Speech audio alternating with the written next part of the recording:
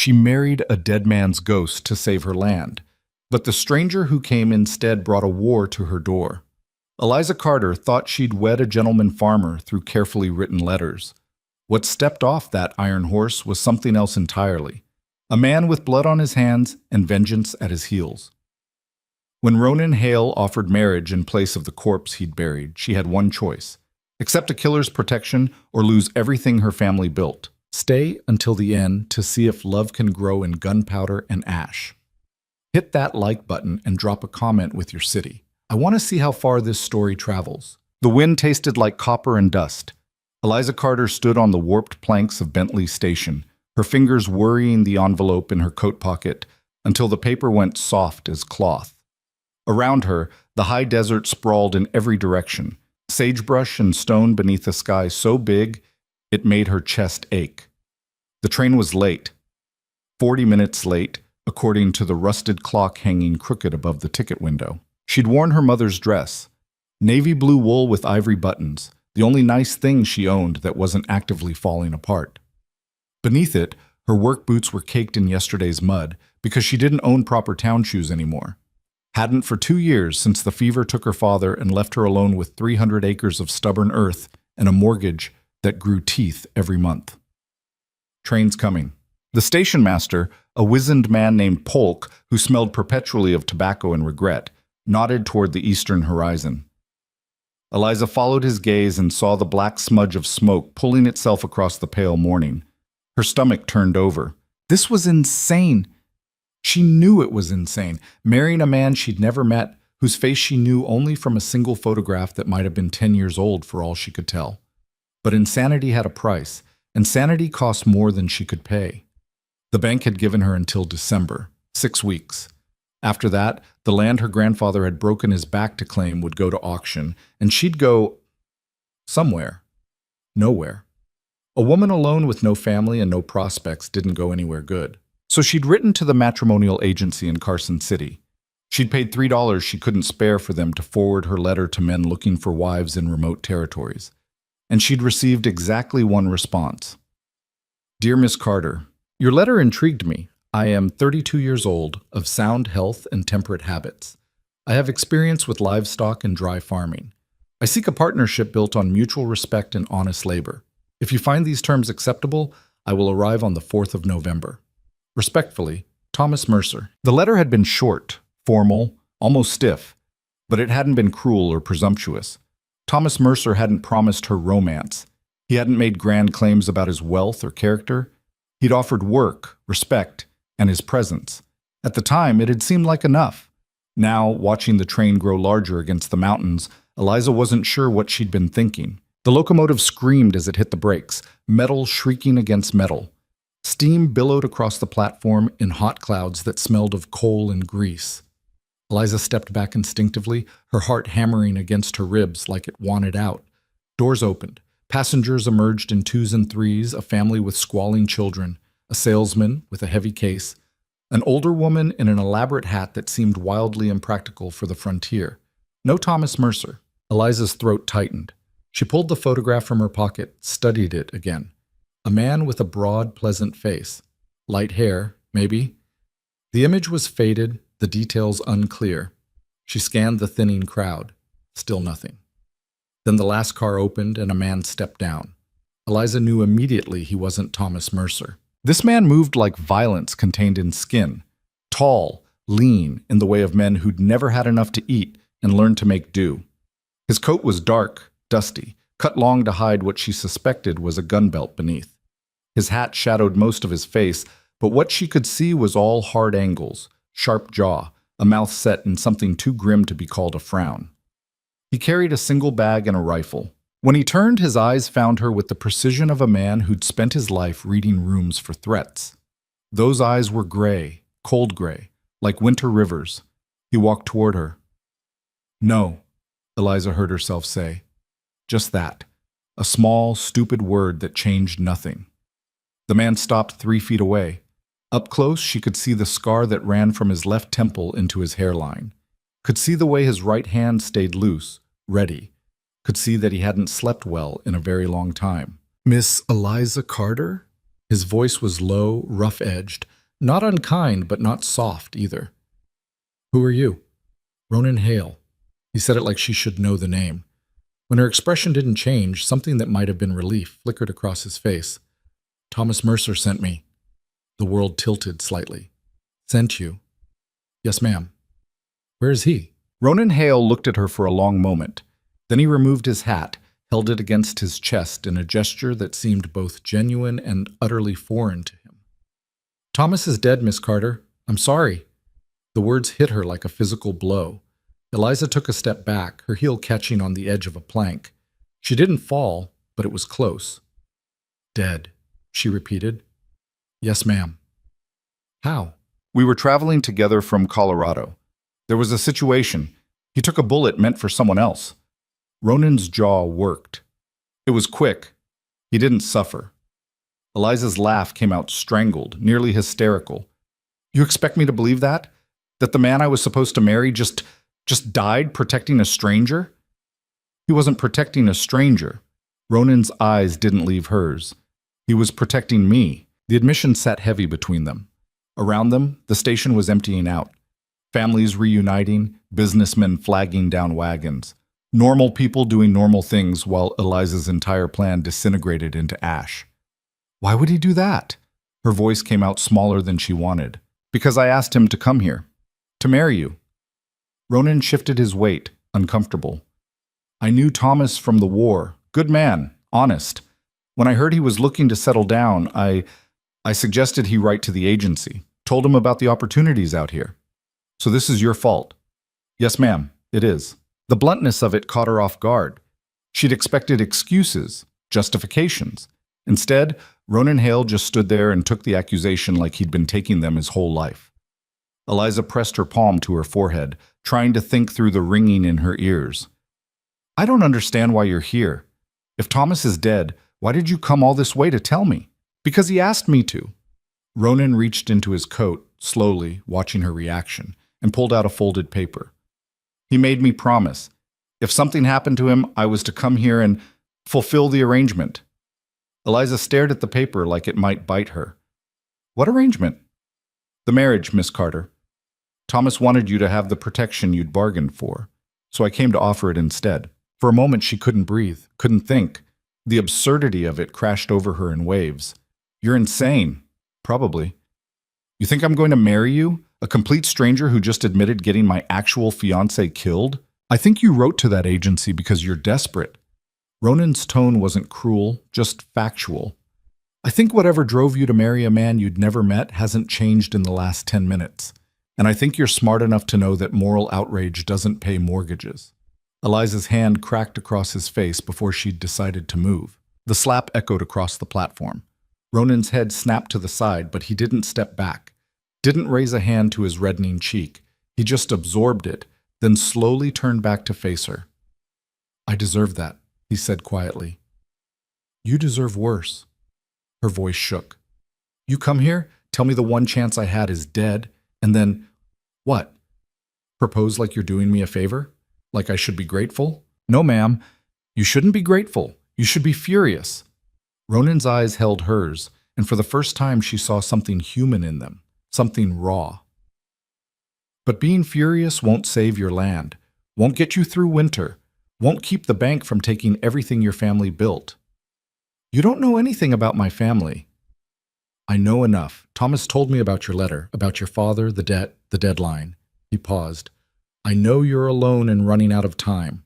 Eliza wanted to hit him again, wanted to scream that he was wrong, that she had options, that she didn't need help from a man who carried death in his eyes and violence in his hands. But she couldn't, because every word he'd said was true. "What could you possibly gain from this?" she asked, hating how defeated she sounded. "Time," Ronan said simply. "Space. A place where people don't know my name or my face. I've been running for a long time, Miss Carter. I'm tired." "Running from what?" "Nothing you want attached to your life." He put his hat back on. "That's why I'm offering a different arrangement than Thomas would have. No real marriage, just a legal one. I'll work your land, fix what needs fixing, make sure you keep it through winter. In exchange, you give me a place to disappear for a while. 6 months, maybe less. Then I'll move on, and you can dissolve the marriage however you want. That's insane. You already said that. It bears repeating. Eliza looked away, out at the mountains that ringed the valley like prison walls. Even if I was crazy enough to consider this, why would I trust you? You admitted you lie. You use people. I don't lie, Ronan said, and there was an edge to it now. I've done a lot of things I'm not proud of, but I don't lie to women who don't deserve it. He was quiet for a moment. Thomas trusted me. That should count for something. Thomas is dead. Yes, ma'am.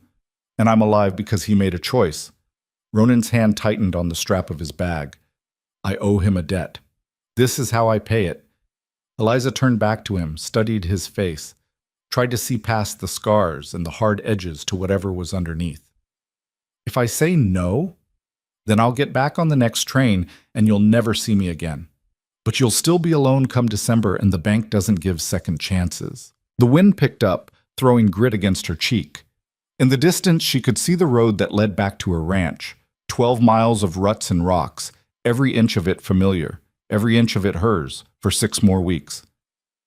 I need to think, she said finally. Ronan nodded. Fair enough. When's the next train out? Day after tomorrow. Then I'll wait. He glanced around the emptying platform. Is there a hotel in town? There's a boarding house. Mrs. Chen, 2 blocks east. Eliza hesitated. It's not much. It's fine. Ronan shouldered his bag. I'll be there if you need to find me. And Miss Carter? She looked at him. I'm sorry. About Thomas, about all of it. I know that doesn't change anything, but it's true. He walked away before she could respond, his boots loud on the wooden planks. Eliza watched him go, this stranger who'd just upended her entire world, and tried to decide if she was relieved or terrified that he'd given her a choice. The ranch looked worse than she remembered. Eliza guided her mare down the rutted drive, taking in the sagging fence line, the barn door hanging crooked on broken hinges, the water pump that hadn't worked right since August. In her absence, barely half a day, the place seemed to have aged years, or maybe she was just seeing it clearly for the first time. The house was small, built from local timber and more hope than skill. Her grandfather had constructed it with his own hands in 1867, and it showed. The roof leaked in 3 places. The porch steps were more gap than wood. The windows didn't quite fit their frames, which meant every wind brought dust straight through into the kitchen. But it was hers. She'd been born in the bedroom off the kitchen, had learned to walk on these warped floors, learned to read by the light of that crooked window. Her mother had died in the front room, the fever taking her slowly while Eliza held her hand and promised to be strong. Her father had taught her to shoot in the yard where the chickens now pecked at frozen ground. A woman alone needs to be harder than the men who'd take advantage, he'd said, pressing the old rifle into her 12-year-old hands. Don't ever forget that. She hadn't. Eliza unsaddled the mare, brushed her down, made sure she had water and the last of the decent hay.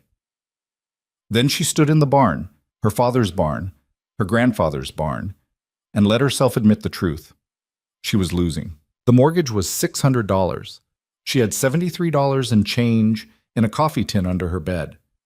The autumn harvest had been poor, the cattle prices worse. She'd sold everything that wasn't nailed down, her mother's jewelry, her father's watch, every stick of furniture that wasn't essential. It wasn't enough. It would never be enough.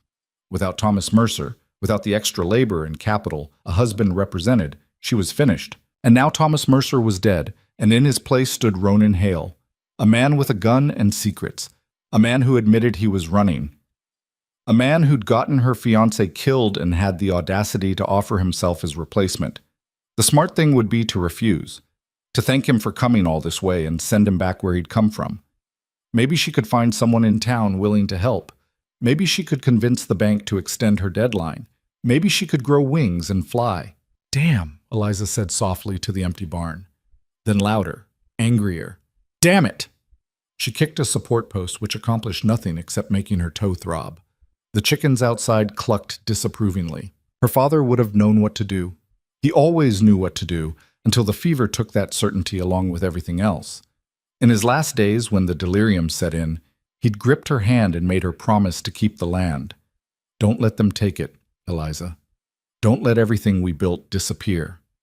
She'd promised, And now a stranger with winter eyes and blood on his conscience was offering her a way to keep that promise. She didn't sleep that night. Instead, she sat at the kitchen table with her father's ledger, going through the numbers for the 100th time, looking for a miracle in the columns, some error that would transform $73 into $600. The miracle didn't come. By dawn, she'd made her decision. Ronan was sitting on the porch of Mrs. Chen's boarding house when Eliza arrived, looking like he'd been expecting her. He stood as she dismounted, his expression carefully neutral. "Miss Carter." "I have conditions," Eliza said without preamble. Something shifted in his eyes. Not quite relief, but close. "I'm listening. This is a business arrangement, nothing more. You'll sleep in the barn, take your meals separately, and we'll maintain appearances in town, but that's it. You don't come into my house unless invited. You don't touch my things. You don't ask about my family or my past." Ronan nodded slowly. "Understood. I need your labor until spring. That gives me time to make next year's payments and find a real solution. In exchange, you can hide from whatever you're running from.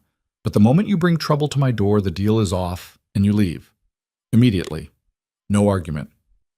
"Fair enough. And one more thing." Eliza met his eyes, made sure he understood this wasn't negotiable. "If you hurt me, if you lay a hand on me in anger or anything else, I will shoot you. I'm a good shot. My father made sure of that. Do you understand?" For the first time, Ronan's expression softened slightly. "Yes, ma'am, I understand. And I give you my word, whatever that's worth to you, that I won't hurt you, won't touch you. You set the boundaries, and I'll respect them." Eliza wanted to believe him, wanted to see honor in those cold eyes, but trust wasn't something she could afford right now. "There's a church in town," she said. "We'll need to make this legal." "When?" "Today, before I lose my nerve, Sab." The ceremony took 11 minutes.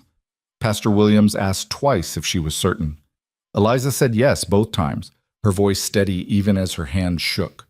Ronan stood beside her in his dusty coat, his hat in his hands, and spoke his vows in that low, rough voice that gave away nothing. Mrs. Chen and Old Polk served as witnesses. Neither asked questions, which Eliza appreciated. Small towns thrived on gossip, but sometimes survival trumped scandal. When it was done, when Pastor Williams pronounced them married under the law in the eyes of the community, Ronan didn't try to kiss her. He just offered his hand, formal and distant. Eliza shook it. His palm was calloused, scarred, the hand of a man who'd worked hard and fought harder. "Thank you," he said quietly, for her ears only. Eliza didn't respond. Couldn't, because she'd just married a stranger to save her land, and the full weight of that decision was settling onto her shoulders like stone. The ride back to the ranch was silent. Ronan followed on a rented horse, keeping a respectful distance. He didn't try to make conversation, didn't ask questions, just rode with the easy competence of someone who'd spent a lot of time in the saddle. When they reached the ranch, Eliza dismounted and gestured toward the barn. "You can set up in there. There's a stall in the back that's clean enough. I'll bring you blankets and—" "I have what I need," Ronan interrupted gently. "Don't trouble yourself. There's a pump by the house for water. Outhouse is past the chicken coop. Breakfast is at dawn, dinner at dusk. You'll eat on the porch unless the weather's bad." "Understood." Eliza started toward the house, then stopped, turned back. Ronan was still standing by his horse, watching her with those unreadable eyes. "Why?" she asked. "Really? Why did you come all this way to marry a woman you don't know?" Ronan was quiet for a long moment. When he spoke, his voice was softer than she'd heard it. "Because Thomas was a good man, and good men are rare. When they die protecting you, you owe them, simple as that." "Nothing about this is simple." "No, ma'am, it's not." He turned toward the barn. "But sometimes complicated is all we get, Nas." That first week passed in wary silence. Ronan worked like a man possessed. He fixed the barn door, reinforced the fence, cleared the irrigation ditch that had clogged with debris. He didn't ask for instruction, just assessed what needed doing and did it. When Eliza checked his work, she found it solid, competent, the work of someone who knew his way around a ranch. He kept to their agreement, slept in the barn, ate his meals alone, spoke only when necessary. In the evenings, she'd see him sitting on an overturned crate outside the barn, cleaning his rifle or mending tack by lamplight. He never came to the house unless she called him. The townspeople naturally had opinions. Mrs. Chen mentioned during Sunday services that it was unusual for a new bride to keep her husband in the barn. Mr. Polk asked, with the bluntness of the very old, if everything was all right at home. Even Pastor Williams pulled her aside to ask if she needed counsel. "We have an understanding," Eliza told them all, which was true if incomplete. What she didn't tell them was that having Ronan there, violent and distant as he was, made her feel safer than she had in years. That knowing someone else was sharing the burden of keeping this place running meant she slept more than 4 hours for the first time since her father died. She didn't tell them because she barely admitted it to herself. The trouble started on a Tuesday. Eliza was in town buying supplies when she noticed the men. 3 of them, strangers, standing outside the general store like they owned the place. They watched her with the kind of attention that made her skin crawl. The oldest one, dark-haired with a scar bisecting his eyebrow, smiled when she tried to pass. "Afternoon, ma'am. You wouldn't happen to know a man named Ronan Hale, would you?" Eliza's blood went cold. "Why?" "Old friends looking to reconnect." His smile didn't reach his eyes. Heard he might have passed through. "Don't know anyone by that name," Eliza lied, proud that her voice stayed steady. "That's funny, 'cause we heard he got himself married to a lady rancher about a week back." The man stepped closer, and Eliza smelled whiskey on his breath. "You wouldn't be lying to us, would you, Mrs. Hale?" The name hit her like a fist. She'd kept her own name legally, but apparently word had spread about the marriage. "I said I don't know him. Now get out of my way." "Can't do that, ma'am. See, Ronan's got something that belongs to our employer. We're just here to collect." "Then you can ask him yourself when you find him," Eliza snapped. "But you won't find him on my land, and if you try, I'll shoot you for trespassing." She pushed past him before he could respond, her heart hammering. Behind her, she heard one of the other men laugh, low and mean. Feisty. Ronan always did like them feisty. Eliza kept walking, her hand tight on the shopping list in her pocket. She didn't run, didn't look back, but every instinct screamed that she'd just made a terrible mistake. She found Ronan in the barn, shoeing one of the horses. "We have a problem," she said without preamble. He looked up, saw her face, and set down the hoof. "What happened?" "3 men in town, looking for you. They knew about the marriage." Ronan's expression didn't change, but something went very still in him. "What did they look like?" Eliza described them. The scar, the whiskey smell, the casual menace. "Damn," Ronan said quietly. He straightened, wiping his hands on his trousers. "I'm sorry, Miss Carter. I'd hoped I had more time." "Time before what? Who are those men?" "Men I worked for, a long time ago." He met her eyes. "Men I stole from when I left." The world tilted. "You're a thief." "Was, and not from people who didn't deserve it." Ronan moved to the barn door, scanning the horizon like he expected an attack at any moment. "I can leave. Right now.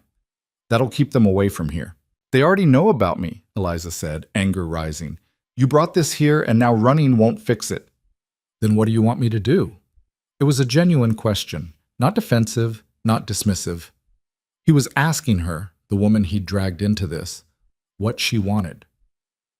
Eliza thought about her father's rifle, about the promise she'd made, about the fact that men like these would destroy her ranch looking for Ronan whether he was here or not. "How dangerous are they?" "Very. Can you fight them?" Ronan hesitated. "I can try. But there's more where these came from. My old employer doesn't forgive debts."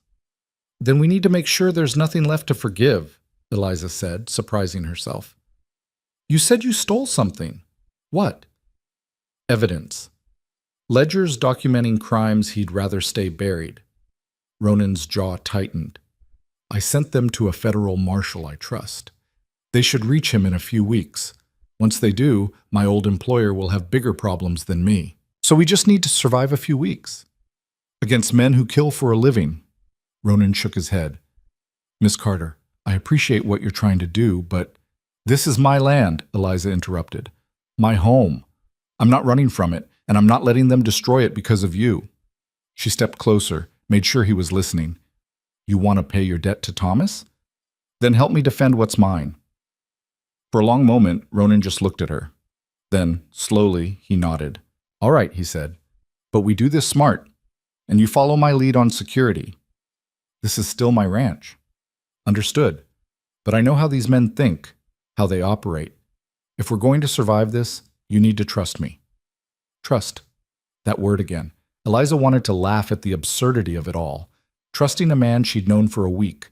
A man who'd just admitted he was running from criminals. A man who'd married her to escape his past. But what choice did she have? Fine, she said. What do we do first?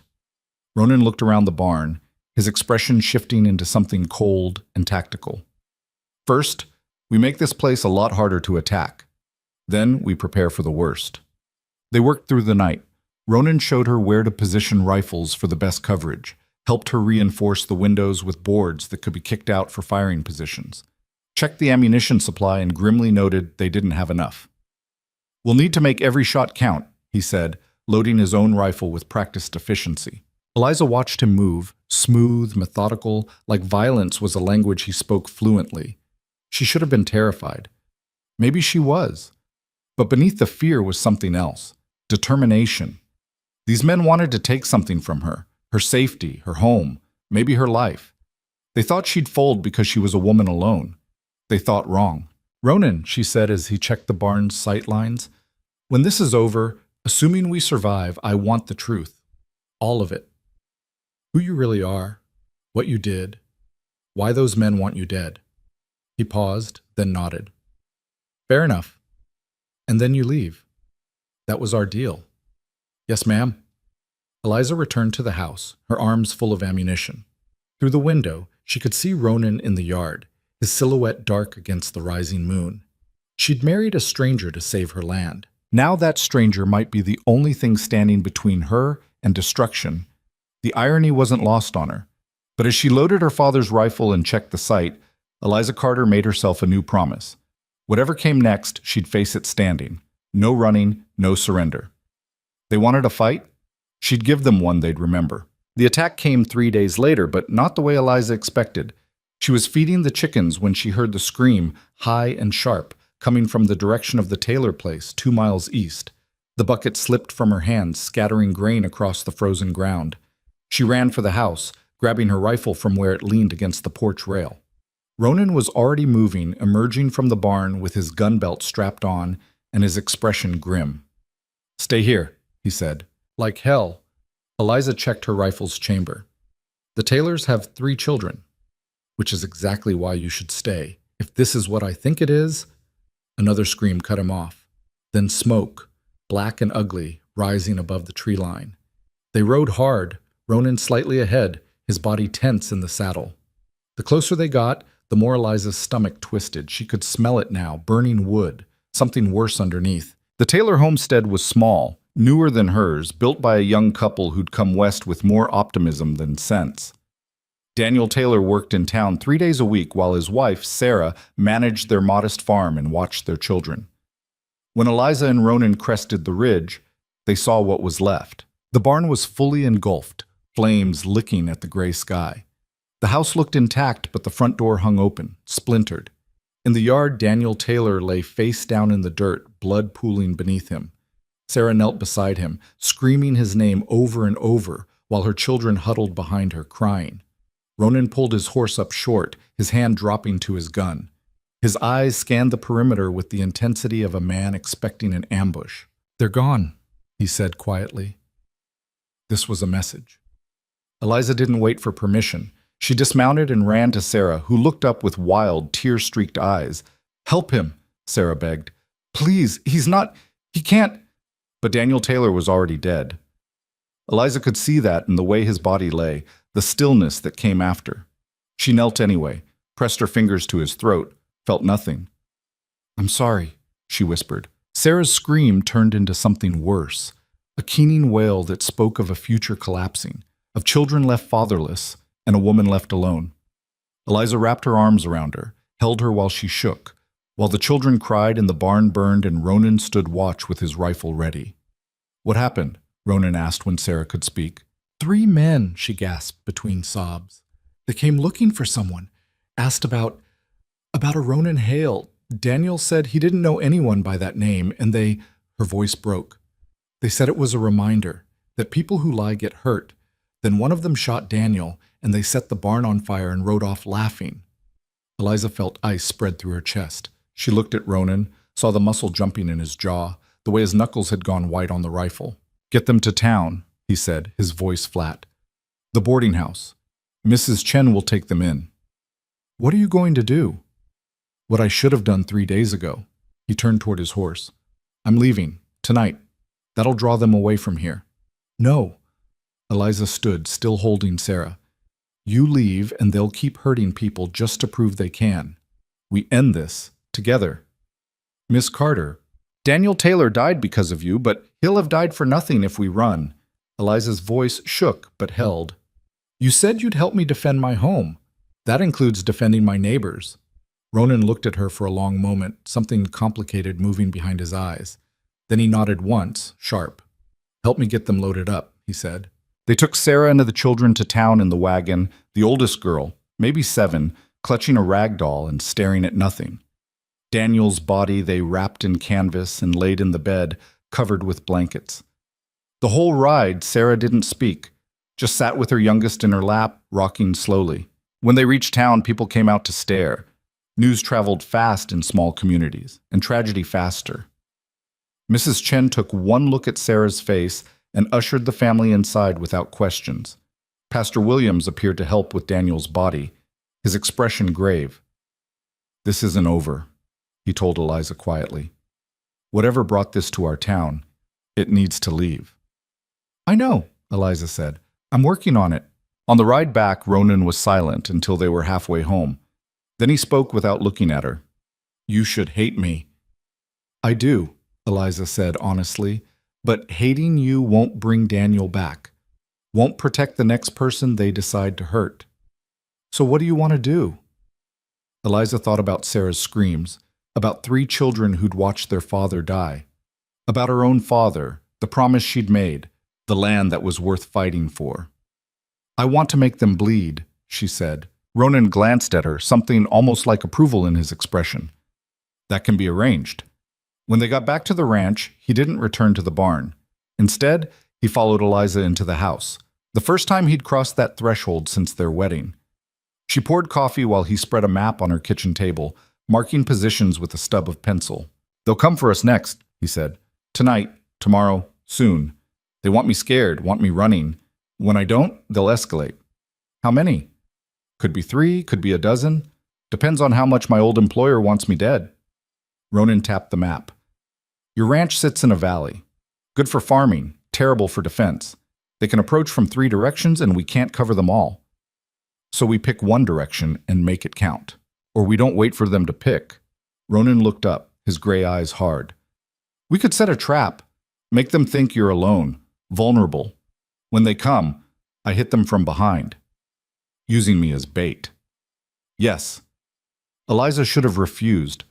Should have told him to go to hell for even suggesting it. But she'd already made her choice back at the Taylor place when she decided that running wasn't an option. "What would I need to do?" Ronan outlined the plan. It was simple, brutal, and depended on Eliza being willing to put herself in the line of fire. She'd make a show of going to town, complaining loudly about her absent husband who'd abandoned her. Let the gossip spread, then return home after dark, alone, lights on in the house like she wasn't expecting trouble. The men would see an easy target. A woman alone, no protection, ripe for the taking. They'd approach confident, careless, and Ronan would be waiting. "What if they don't fall for it?" Eliza asked. "Then we try something else. But men like these, they underestimate women. It's their weakness." He paused. "Thomas told me you're a good shot. Is that true?" "Yes."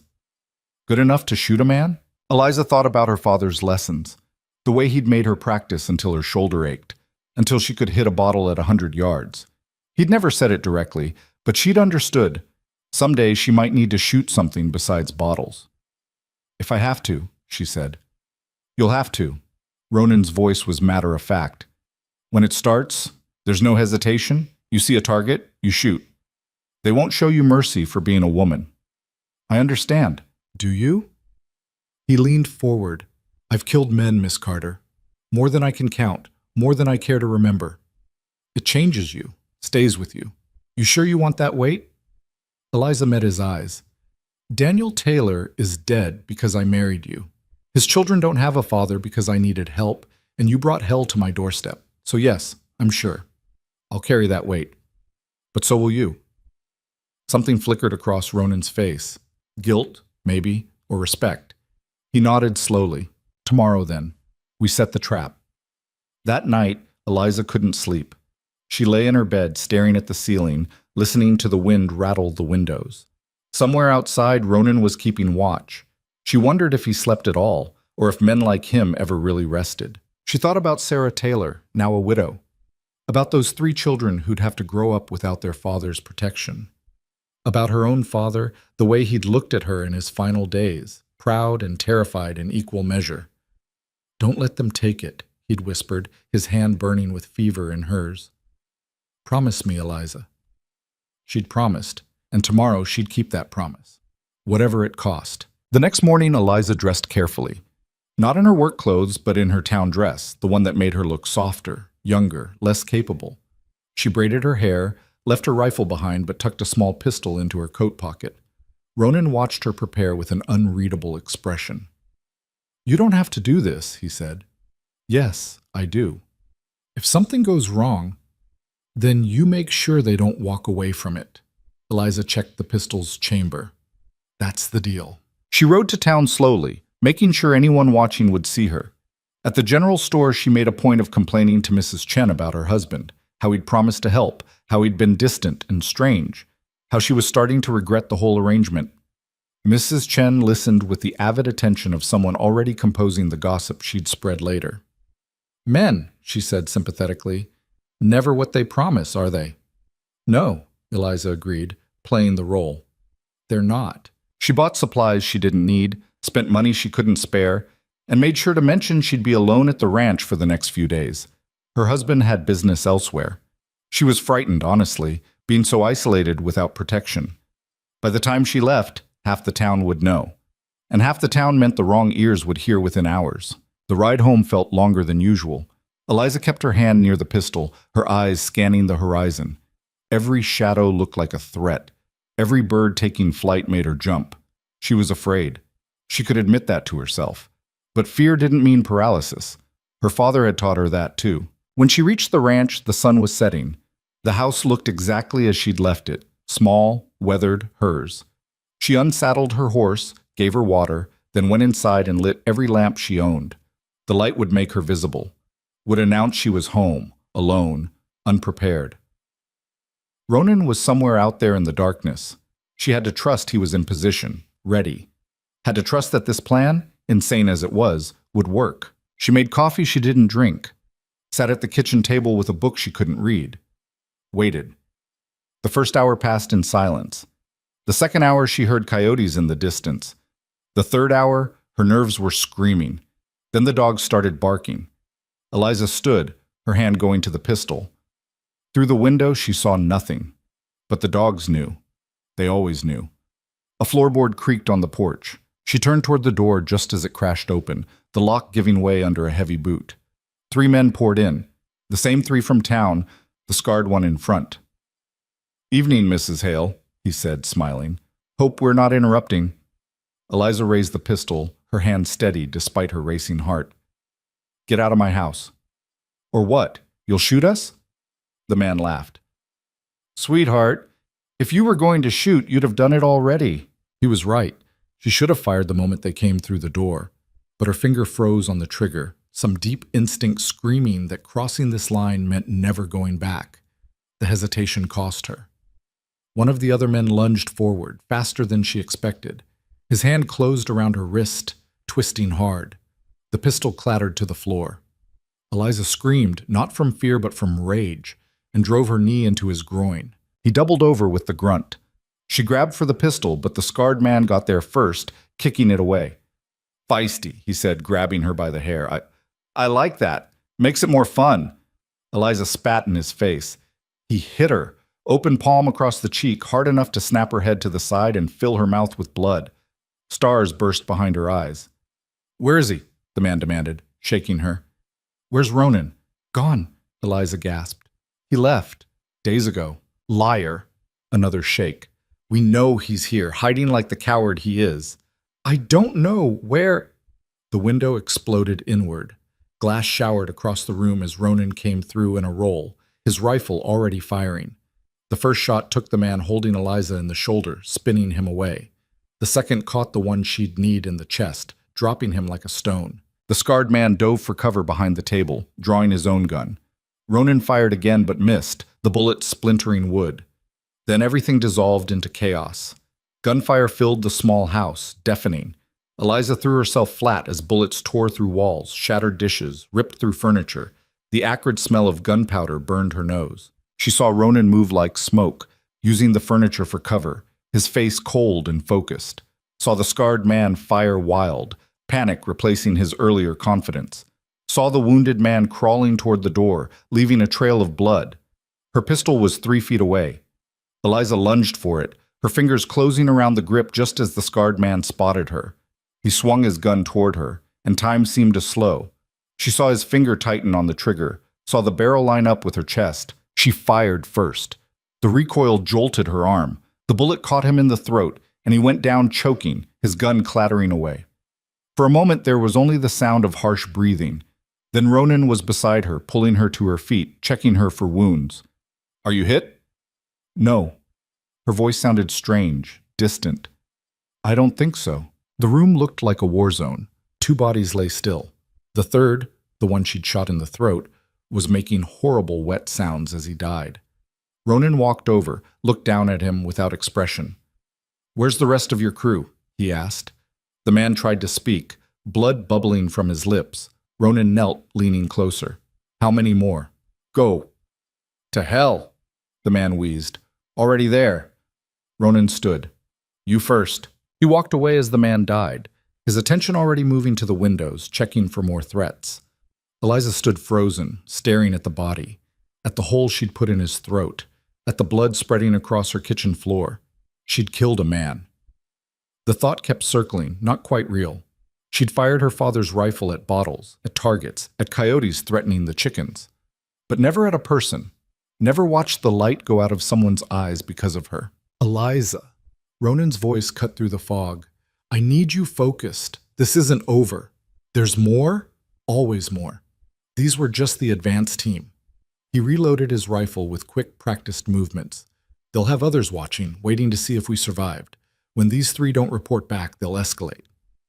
Eliza's legs felt unsteady. She sat down hard on the one chair that wasn't destroyed, her hands shaking. "I killed him," she said. "You defended yourself." Ronan moved to the window, peering out into the darkness. "You did what had to be done." "That's supposed to make it better?" "No, it's just supposed to be true." He glanced back at her. "First kill is always hardest. You want to fall apart, that's your right, but do it later. Right now we need to move." "Move where?" "Somewhere they can't trap us. Somewhere we can see them coming." Ronan crossed to her, crouched so they were eye level. "Listen to me. You did good tonight. Better than most men I've fought beside. But this is only the beginning. If you want to quit, if you want to take what's left of your things and run, I won't blame you." Eliza looked around her house. Her mother's kitchen, now blood-stained and bullet-riddled. Her father's table, split down the middle. Everything familiar made strange by violence. She thought about Sarah Taylor, about Daniel's body wrapped in canvas, about the promise she'd made. "How do we win?" she asked. "We don't. Not against what's coming." Ronan stood. "But we can survive long enough for those ledgers to reach the marshal. Once they do, my old employer becomes a wanted man. He'll have bigger problems than me." "How long?" "Week, maybe 2. Then we hold for 2 weeks." Eliza forced herself to stand, to ignore the trembling in her legs. "What do we need?" Ronan studied her face, and for the first time, something like admiration crossed his features. "Supplies, ammunition, and people." "People? You think we can hold this place alone?" He gestured to the carnage. "This was 3 men. Next time it'll be 10, maybe more. We need help." "Who's going to help us? We brought this fight to their doorstep." "Then we make them understand that if we fall, they're next." Ronan moved to the door, checking the yard. "These men don't stop at one target. They'll burn through this whole town looking for me. The only way anyone survives is if we stand together. Eliza thought about the pastor's words, about Mrs. Chen's suspicious glances, about a community that had never fully trusted her, even before she'd married a stranger. They won't listen, she said. They might, if the right person asks. Ronan looked at her. You were born here. Your family built this place. People respect that, even if they don't respect me. You want me to convince them to fight. I want you to convince them that fighting is the only way they survive. It was insane, asking farmers and shopkeepers to take up arms against professional killers. But Ronan was right about one thing. If they did nothing, more people would die. More wives would become widows. More children would lose fathers. Tomorrow, Eliza said. I'll talk to them tomorrow. Good. Ronan grabbed his bag from where he'd stashed it near the door. Tonight we sleep somewhere else. They might come back, and I'd rather not fight in a building with no defensible positions. Where? The barn has good sight lines. We can see anyone approaching. He paused. Unless you'd rather ride to town. No. Eliza grabbed her rifle, checked the chamber. We stay. This is my land. They spent the night in the hayloft, taking turns on watch. When it was Eliza's turn, she sat with her rifle across her knees and watched the darkness beyond the barn doors. Every sound made her jump. Every shadow looked like a threat. Ronan slept fitfully in the hay, his hand never far from his gun. Even in sleep, he looked ready to fight. As dawn broke gray and cold, Eliza made her decision. She'd go to town. She'd talk to the people she'd known her whole life, and she'd make them understand that survival meant standing together, even if that meant standing with the man who'd brought death to their door. Because the alternative, waiting alone for the next attack, wasn't survival at all. It was just dying slowly. The town meeting hall smelled like old wood and suspicion. Eliza stood at the front, her hands gripping the edge of the podium to hide their shaking. 23 people had shown up. Less than half the town's population, but more than she'd expected. They sat in scattered groups, farmers beside shopkeepers beside the few ranchers who'd bothered to come. Sarah Taylor was there too, in the back, her face hollow. Pastor Williams stood near the door, arms crossed. Mr. Polk sat in the front row, whittling a piece of wood with methodical strokes. Mrs. Chen perched on the edge of her seat, eyes sharp with judgment. Ronan wasn't there. They'd agreed it was better if he stayed away. His presence would only inflame things. But Eliza felt his absence like a missing limb. "Thank you for coming," she started, and her voice came out smaller than she wanted. She cleared her throat, tried again. "I know some of you think I shouldn't have called this meeting, that what happened to the Taylors and to my ranch isn't your concern." "Damn right it's not," someone muttered. She couldn't see who. "But you're wrong." Eliza forced herself to meet their eyes, one by one. The men who killed Daniel Taylor didn't come here for him. They came looking for my husband, and when they didn't find what they wanted, they hurt innocent people to send a message. "Then give them your husband," Mrs. Chen said sharply. "Let him face his own consequences." "I would if it would end there." Eliza's hands tightened on the podium. "But it won't. These men don't stop. They'll tear through this town looking for him, and they won't care who gets in the way. Your homes, your families, none of it matters to them." "So what are you proposing?" Pastor Williams asked quietly. "That we fight? Most of us aren't gunmen, Eliza. We're farmers, tradesmen. We came here to build lives, not wage war." "I know, but sometimes war finds you anyway." She paused, gathering her words. "My husband has something these men want. Evidence of crimes their employer committed. He sent it to a federal marshal. In a week, maybe 2, it'll reach him. When it does, these men will have bigger problems than us." 2 weeks. Old Polk stopped whittling, looked up. "You're asking us to hold out for 2 weeks against professional killers." "I'm asking you to defend your homes, your families." Eliza's voice strengthened. "Because whether you help us or not, they're coming. And when they do you really think they'll leave witnesses? That they'll stop at one ranch, one family?" The room fell silent. She could see the calculation happening behind their eyes, the weighing of risks, the measure of fear against anger. "You brought this here," a voice said from the middle. It was James Wright, a rancher whose land bordered hers to the south. "You married a stranger, didn't ask questions, and now you want us to pay the price." "You're right," Eliza said, and the admission seemed to surprise him. I did bring this here. I was desperate and I made a choice without thinking through all the consequences. Daniel Taylor is dead because of that choice. His children don't have a father because I needed help, and I didn't care enough about where it came from. She took a breath, felt the weight of their stares. But you know what? I'd make the same choice again, because the alternative was losing my land, losing everything my family built. And I wasn't going to let that happen without a fight. Her voice rose. So yes, I brought this fight to your door, and I'm not apologizing for surviving, but I am asking you to help me finish it. Why should we trust you? Mrs. Chen demanded. Or that man you married. How do we know he's telling the truth about these ledgers? You don't, Ronan said. Everyone turned. He stood in the doorway, his coat dusty from the ride, his rifle slung over his shoulder. Eliza's stomach dropped. They'd agreed he'd stay away. Ronan, she's right not to trust me, he continued, walking down the center aisle. People shifted away from him like he carried disease. I've done things most of you couldn't stomach. Worked for men who'd kill you for the coins in your pocket. I've lied, stolen, and worse. He reached the front, stood beside Eliza. She could feel the tension radiating off him. But here's what I won't do, Ronan said, his voice carrying. I won't run. Not from this. My old employer is a man named Cyrus Taggart. He runs guns, extorts businesses, kills anyone who crosses him. For 5 years, I helped him do it. Kept his books, moved his money, made sure his operation ran smooth. A murmur rippled through the crowd. Eliza stared at him. He'd never told her the name, never given her details. Then I saw him murder a family, Ronan continued, his jaw tight. Father, mother, 2 kids. They'd refused to sell their land, and Cyrus doesn't take no for an answer. He had them lined up in their own yard and shot them like dogs. The youngest was 6. The room was dead silent. I took his ledgers that night. Every transaction, every crime, every name. Sent them to a marshal I served with during the war, a man I know is honest. But Cyrus has people everywhere, and the mail moves slow out here. So yes, maybe those ledgers are already in federal hands. Or maybe they're not. Either way, Cyrus thinks I still have them, which means he'll keep coming.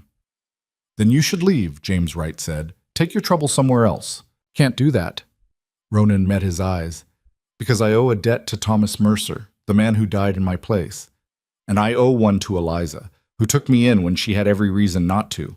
So I'm staying, I'm fighting, and yeah, I'm asking you to help. Not because you owe me anything, you don't. But because if we don't stand together, we fall separately. Pastor Williams stood. How many men are we talking about? Could be 10, could be 20.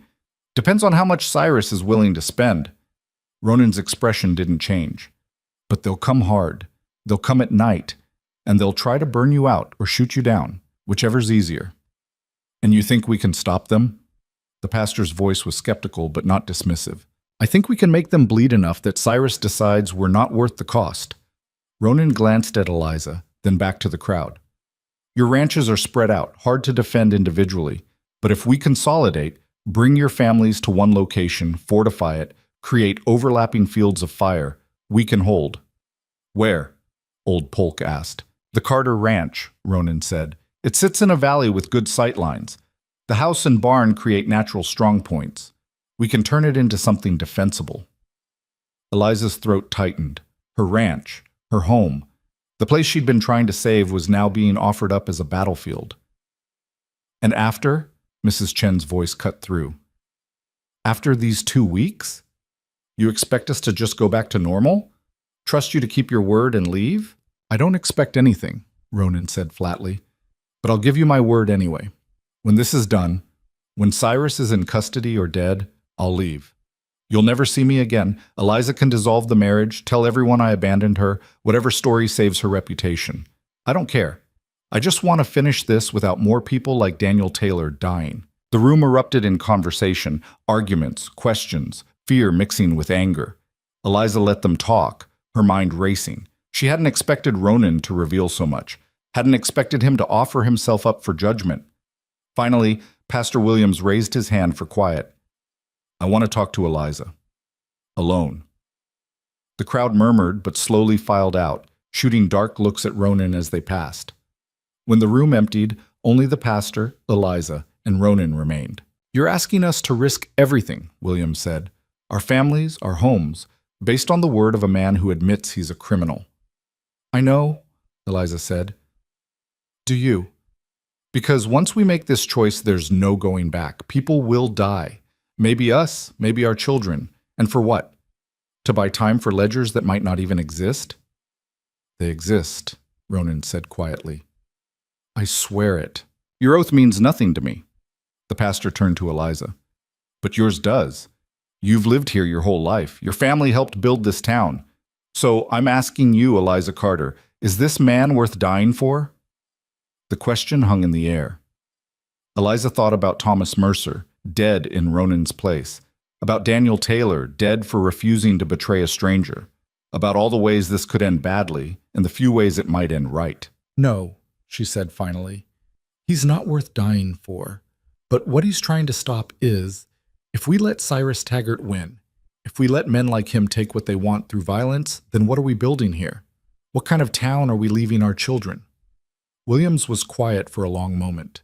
Then he sighed, and Eliza saw how tired he looked, how old.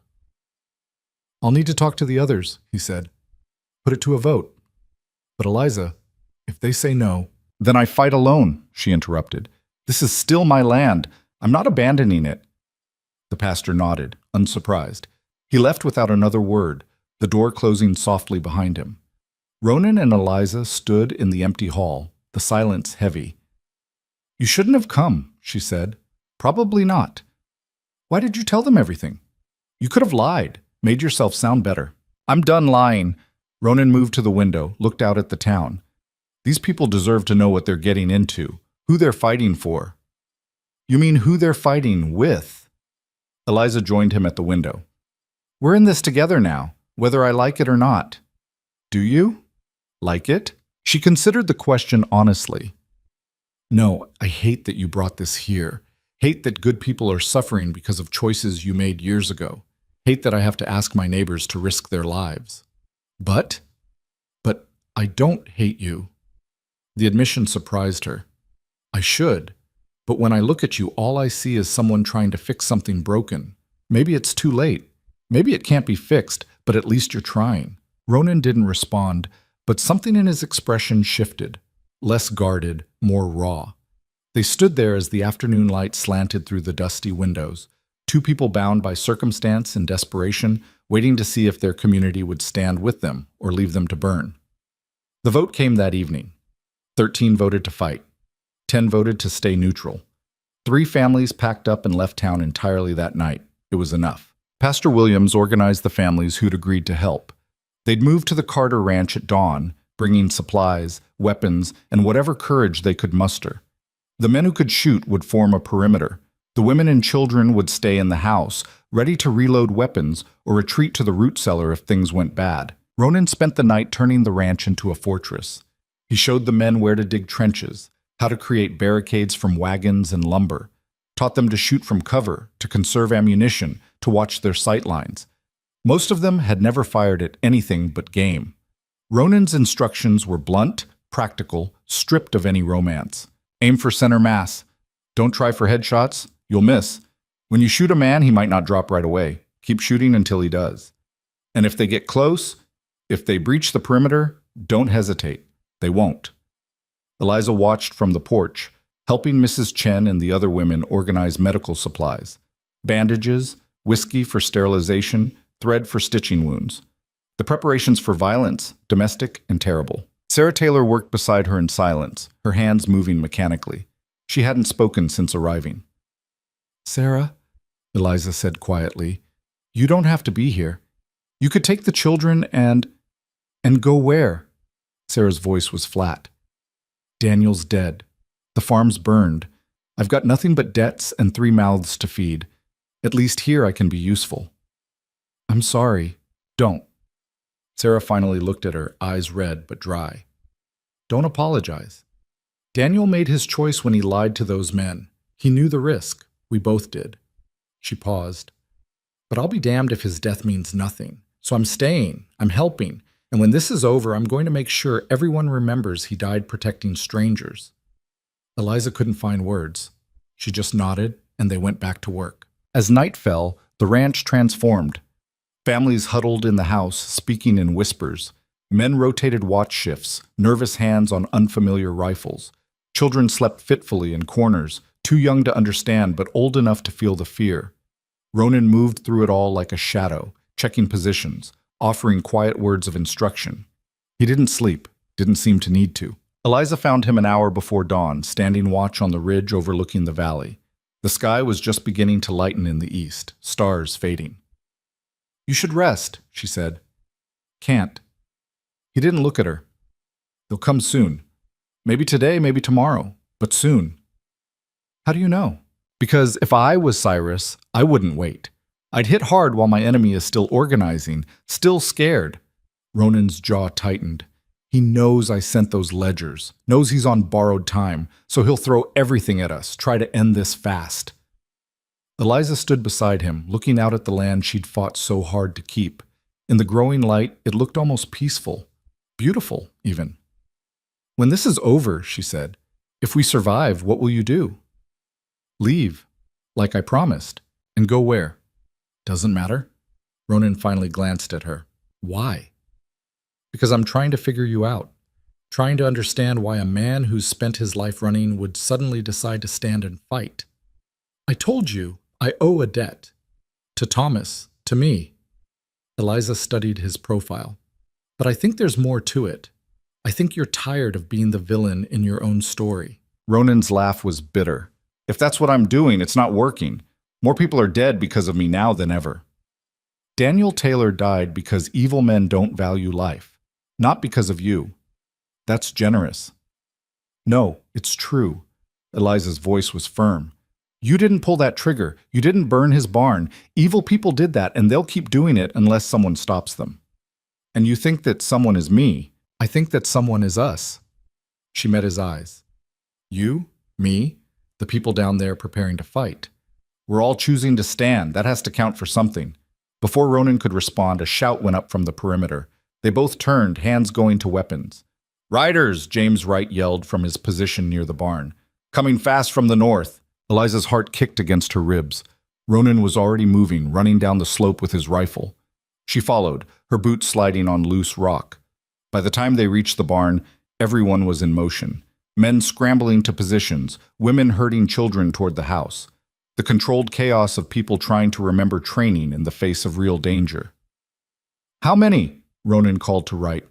"Can't tell. Maybe 6, maybe more. Still too far." Ronan climbed up on the barn roof, using his hand to shade his eyes against the rising sun. Eliza joined him, her stomach churning. The riders were coming hard, kicking up dust. As they got closer, she could make out details, dark clothes, rifles, the kind of men who made violence a profession. 8, Ronan said. "Could be advanced scouts, could be the whole force. Either way, this is it." He dropped down, started issuing orders. His voice was calm, authoritative, the voice of someone who'd done this before. "Let them get close. Wait for my signal. Don't waste ammunition on long shots. Aim, breathe, squeeze. And for the love of everything, don't shoot each other." The riders were close enough now that Eliza could see their faces. Hard men, confident men. They rode like they owned the world, and everyone in it was just renting. They stopped about 100 yards out, just beyond effective rifle range. For a long moment, there was only silence. Then one of them rode forward, a lean man with silver hair and a scar that ran from his eye to his jaw. He stopped 50 yards from the barn, well within shooting distance, and called out, "Ronan Hale! I know you're in there!" Ronan stepped into view, his rifle held loose but ready. "I'm here. My name is Marcus Webb. I work for Cyrus Taggart. He wants his property back. Don't have it. Sent it to the federal marshal in Carson City 3 weeks ago." Ronan's voice carried across the yard. "Tell Cyrus he's done." Webb laughed. "You always were a bad liar, Hale. Cyrus knows you didn't send shit. You're too smart for that. You'd keep it as insurance bargaining chip. So here's the deal. You hand over those ledgers and we ride out. No one else has to die. And if I refuse, then we burn this place to ash and everyone in it." Webb's smile was cold. "Your choice. You got 5 minutes." He turned his horse, rode back to his men. They sat there waiting, rifles across their saddles. Eliza moved to Ronan's side. He's bluffing about the ledger still being here. No, he's not. Ronan didn't look at her. I lied. They're in the barn, hidden. I couldn't risk the mail getting intercepted. The words hit her like a fist. You what? I'm sorry. I couldn't tell you before. Couldn't trust anyone. He finally met her eyes. But they're real, Eliza. Everything I said about Cyrus, about what he's done, it's all in those books. If they reach the right people, he'll hang. Then give them to Webb. End this. Can't, because even if I do, Cyrus will still kill everyone here. We're witnesses now. He can't leave us alive. Eliza felt cold spread through her chest. So we fight. We fight. Ronan raised his voice. Positions. Here they come. The 5 minutes weren't up yet, but Webb and his men were already moving. They split into 2 groups, 4 riding hard for the house, 4 circling toward the barn. Now, Ronan shouted. The world exploded. Gunfire erupted from the trenches, from the barn windows, from the house. Bullets kicked up dirt around the charging riders. One of them jerked in the saddle, then tumbled off his horse, hitting the ground hard. Webb's men returned fire, their shots wild but numerous. Wood splintered, glass shattered. Someone screamed from the house. A woman's voice, sharp with pain. Eliza raised her rifle, found a target, fired, missed. The recoil jarred her shoulder. She worked the bolt, aimed again, squeezed. This time the rider flinched, clutching his arm, but stayed mounted. Ronan fired methodically beside her, each shot deliberate. Another rider went down, then another, but there were still 5, and they were getting closer. Fall back, Ronan yelled. Get to the house! They ran across open ground, bullets whipping past. Eliza's lungs burned. Her legs felt like water. Behind her she heard horses, hoofbeats getting louder. She dove through the doorway just as a bullet punched through the frame where her head had been. Ronan was right behind her, slamming the door and dropping the bar. Inside was chaos. Mrs. Chen was trying to stop the bleeding from a woman's shoulder. Children were crying. Men were reloading weapons with shaking hands. Windows, Ronan ordered. Keep them back! Eliza ran to the kitchen window, knocked out the remaining glass with her rifle barrel. Outside, Webb's men had dismounted, using the outbuildings for cover. They were organized, professional, advancing with covering fire. She aimed at movement, fired. The figure ducked back. She worked the bolt, tried to find another target, but they were too careful now, too smart. They're going to rush us, Ronan said from across the room. When they do, don't stop shooting. Make every bullet count. A bottle arced through the air, trailing fire. It shattered against the barn, and flames immediately began climbing the dry wood. They're burning us out, James Wright yelled. Another bottle. This one hit the porch, spreading burning oil across the boards. Smoke began to seep through the gaps in the door. We can't stay here, Pastor William said, his voice tight. We'll cook. Ronan's face was grim. He looked at Eliza, and she saw something in his eyes she hadn't seen before. Uncertainty. Fear. The root cellar, she said. Get the women and children down there. The rest of us make a stand. That's suicide, Wright protested. So is staying here. Eliza worked her rifle bolt. Move! They got the non-combatants down the narrow stairs into the earth-packed cellar just as the front wall started to burn. The heat was immediate, terrible. Smoke filled the room, making eyes water and throats close. 5 men remained topside with Eliza and Ronan, 5 against however many were still out there. The rush came from 2 sides at once. Webb's men burst through windows and kicked in the burning door, guns blazing. The defenders fired back, and the small house became hell. Muzzle flashes and smoke, screaming, the wet sound of bullets hitting flesh. Eliza shot a man climbing through the window. He fell backwards, gone before she could think about it. Worked the bolt. Shot another. The rifle kicked. Her ears rang. Everything was noise and fear and the animal drive to survive. Ronan fought like something inhuman, moving, shooting, never still. His face was spattered with blood, his eyes cold, distant.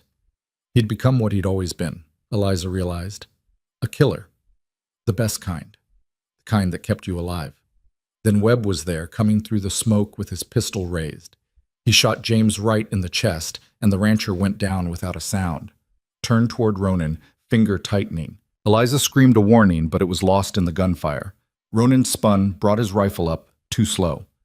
The shot that saved him came from the doorway. Sarah Taylor stood there with a smoking rifle, her face streaked with tears and soot.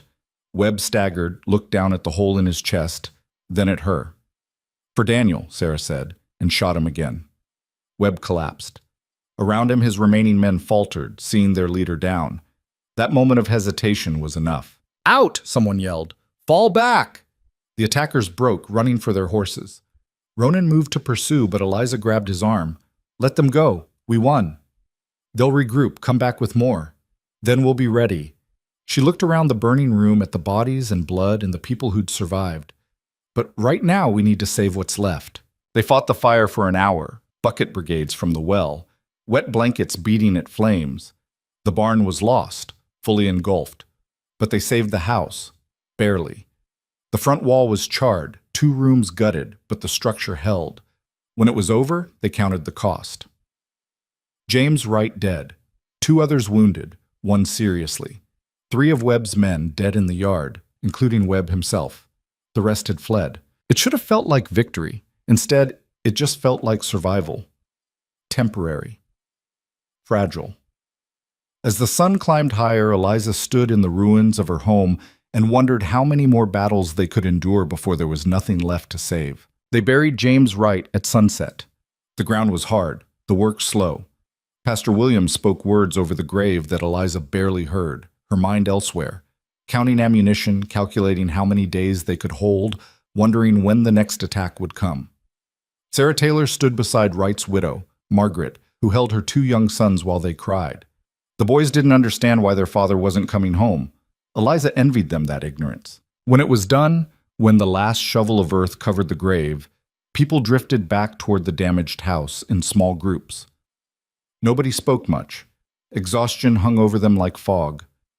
Ronan hadn't come to the burial. Eliza found him in what remained of the barn, pulling charred boards aside, searching through the debris. His hands were blackened with soot, his face grim. "What are you doing?" "Looking for the ledgers." He tossed aside a burned beam. "They were hidden in the back stall. If the fire got to them, then we've got nothing," Eliza finished. She grabbed a board, helped him dig. "How long before Cyrus sends more men?" "Days? Maybe less." Ronan paused, wiping sweat from his forehead and leaving a streak of ash. Webb was his second in command. Smart, experienced. If he's dead, Cyrus will come himself or send someone worse. "There's worse than Webb." "Always." Ronan pulled aside more debris, then stopped.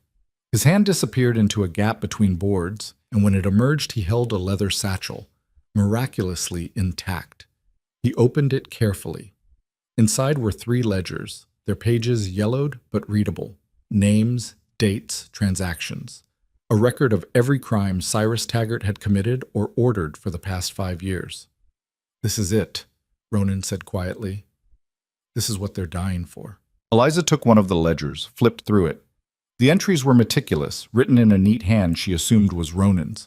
Each page documented theft, extortion, murder, the casual notation of evil, reduced to numbers and names. "Why didn't you destroy these?" she asked. "If you wanted to be free of him, why keep the evidence?"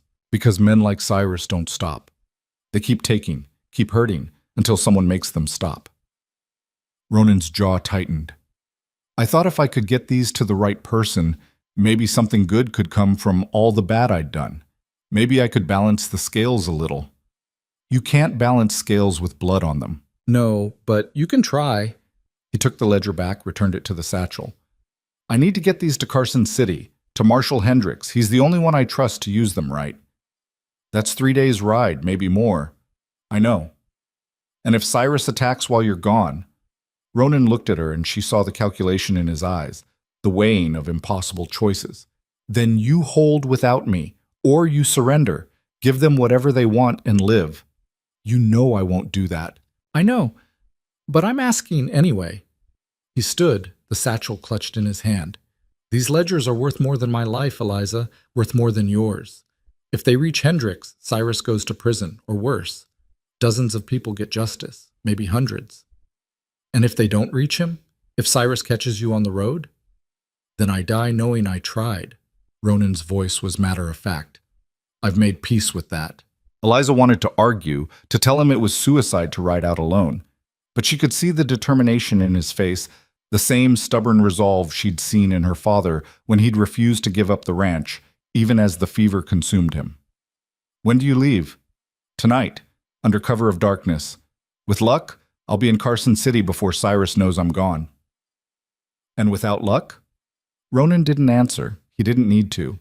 They returned to the house together, where the remaining defenders were eating a cold supper and trying to pretend they weren't terrified. Mrs. Chen had organized the women into shifts, cooking, tending the wounded, keeping watch on the children. The men cleaned weapons and spoke in low voices about fields of fire and ammunition counts. It looked like community, like people pulling together. But Eliza could see the cracks, the way Margaret Wright wouldn't look at anyone, the haunted expression on Sarah Taylor's face, the trembling hands of farmers who'd killed men for the first time. Pastor Williams pulled her aside while Ronan spoke with the men. "How much longer can we hold?" he asked quietly. "I don't know. Days, maybe. Depends on how many men Cyrus sends. And what happens when we run out of ammunition? When more of us die?" The pastor's voice was strained. "Eliza, I supported this because I believed we had a chance. But Wright is dead, others are wounded. At what point do we admit this fight is already lost?" "It's not lost. Isn't it? Look around. Half these people are ready to break. The other half are here because they're too stubborn or too scared to leave." "Which half are you?" Eliza asked. Williams was quiet for a moment. "I don't know anymore. I came here believing in justice, in doing the right thing. But every time I close my eyes, I see Wright's body. I hear his sons crying. And I wonder if this is what righteousness looks like, or if it's just pride dressed up in prettier words." "It's both," Eliza admitted. "But that doesn't make it wrong. Doesn't make it right either." The pastor rubbed his face, suddenly looking much older. "I'll stay. We all will for now. But Eliza, if this goes on much longer, people will start leaving, and I won't blame them." That night, Eliza helped Ronan prepare for the journey.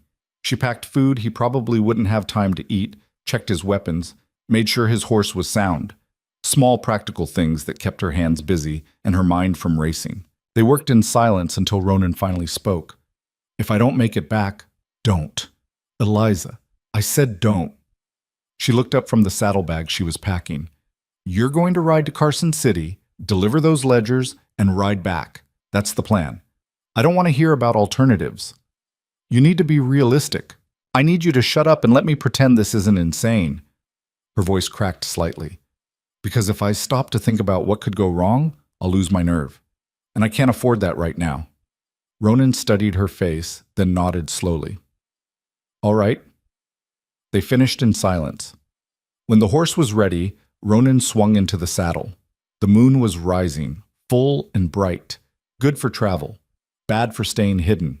"Keep everyone inside after dark," he said. "Post watches and shifts so people can rest. Don't let anyone wander off alone. And if Cyrus comes before I'm back, I know what to do." "Do you?" Ronan leaned down slightly, his eyes serious. "Because running isn't cowardice, Eliza. If it comes down to your life or this land, you choose your life, you hear me?" "My father would disagree. Your father isn't here. I am. And I'm telling you that no piece of ground is worth dying for." "Then why are you risking everything to stop Cyrus?" Eliza challenged. "If land and principles don't matter, why not just run? You could be in Mexico by now. Because Cyrus will keep hurting people as long as he's free. That's different." "No, it's not. You're fighting for what you think is right. I'm fighting for what's mine. We're both too stubborn to quit."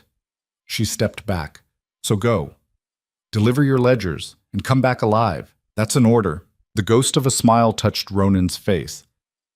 "Yes, ma'am." He rode out into the darkness, and Eliza stood watching until the sound of hoofbeats faded. Then she turned back to the burned and broken ranch, to the people inside who were counting on her, and tried to figure out how to hold a fortress with farmers and faith. The first day without Ronan passed in tense anticipation. Eliza reorganized the watch schedule, making sure everyone got rest. She worked alongside the men to reinforce the barricades, to clear fields of fire, to prepare for an attack that could come at any moment. The physical labor helped, kept her mind busy. But at night, alone in her damaged bedroom, the doubt crept in. What if Ronan didn't make it? What if Cyrus was already on the road hunting him? What if the ledgers were destroyed and all of this, Wright's death, the burned barn, the terror in children's eyes, was for nothing? She pushed the thoughts away and checked her rifle for the 100th time. The second day brought visitors. A wagon rolled up the valley road around midday, driven by a man Eliza recognized from town, Samuel Chen, Mrs. Chen's nephew. Behind him rode 4 more men, all armed. "We heard there was trouble," Samuel called out. "Figured you could use some help." It wasn't much, 5 more guns, a few crates of ammunition, some medical supplies. But the gesture, people coming to stand with them despite the danger, made Eliza's throat tight. "Thank you," she said simply. "Where's your husband?" Samuel asked, dismounting. "Riding to Carson City, taking evidence to the marshal." Samuel's eyebrows rose. "Alone? That's either brave or stupid. Probably both." Eliza helped unload the wagon. "How many people stayed in town?" "Most. They're scared, but they're also angry." "What happened to Wright, to the Taylors?" "It's got people talking. Some are saying we should form a militia, go after these criminals ourselves. That's a good way to get more people killed." "Maybe, but it's better than sitting around waiting to be victims." Samuel glanced at the burned barn, the damaged house. "How bad was it?" "Bad enough." He nodded, didn't press. They got the supplies inside and integrated the new arrivals into the watch rotation. It meant everyone could sleep a little more, worry a little less. That night, Mrs. Chen pulled Eliza aside. "Samuel told me what your husband is doing, riding to the marshal." "Yes. That's either very brave or very foolish." "I've heard that assessment." Eliza managed a tired smile. "Honestly, I don't know which it is." Mrs. Chen was quiet for a moment, her sharp eyes studying Eliza's face. "You care for him, more than you expected to." It wasn't a question. Eliza wanted to deny it, to say that Ronan was just a means to an end, a necessary alliance, but the words stuck in her throat. "I don't know what I feel," she admitted. "He brought danger here, got people killed, but he's also fighting to make it right, even if it costs him everything. That has to count for something." "Intention matters less than results," Mrs. Chen said. "But yes, it counts. Just don't let sentiment make you stupid. If things go bad, if Cyrus comes before your husband returns, you save yourself and the people who depend on you. Understand?" "Yes, ma'am." Mrs. Chen nodded, satisfied, and returned to the kitchen where she'd been organizing food stores. Eliza stood alone in the hallway, wondering when everyone had started calling Ronan her husband like it was real, like they were actually married instead of just legally bound. The third day brought the storm. It rolled in fast from the west. Dark clouds, lightning, the kind of weather that turned roads into rivers and made travel impossible. Eliza stood on the porch, watching rain hammer the valley, and tried not to think about Ronan caught in it somewhere between here and Carson City. "He'll be fine," Pastor Williams said, joining her. "Man like that doesn't let weather stop him. Weather isn't what I'm worried about. Cyrus, or bandits, or a dozen other things that can kill a man on the road." Eliza wrapped her arms around herself. "He should have taken someone with him. Shouldn't have gone alone. Would you have let him take one of the men? We can barely hold this place with the people we have." "No, but that doesn't make it less stupid." They stood watching the storm, the rain so thick it was hard to see beyond the yard. Somewhere out there, Ronan was riding through this. Or maybe he'd found shelter, or maybe he was already dead, and they just didn't know it yet. The thought made Eliza's chest tight. "When this is over," William said quietly, "what will you do?" "Rebuild. What else?" "I meant with him, with Ronan. He said he'd leave, that you could dissolve the marriage." "That's the plan. Is it what you want?" Eliza didn't answer right away. The truth was, she hadn't let herself think that far ahead. Survival had consumed everything, the immediate threat, the next attack, the question of whether they'd live through the week. "I don't know," she finally said. "I married him because I was desperate, because I needed help and he was there. That's not exactly a foundation for anything lasting. Maybe not, but I've seen the way you work together, the trust, even when you don't want to trust him. That's worth something. Or it's just necessity." Williams smiled slightly. "Sometimes the best relationships start with necessity. My wife and I married because her father owed mine a debt. We had nothing in common, didn't particularly like each other. But 30 years later, I can't imagine life without her. That's different. Is it? You chose each other, even if the reasons weren't romantic.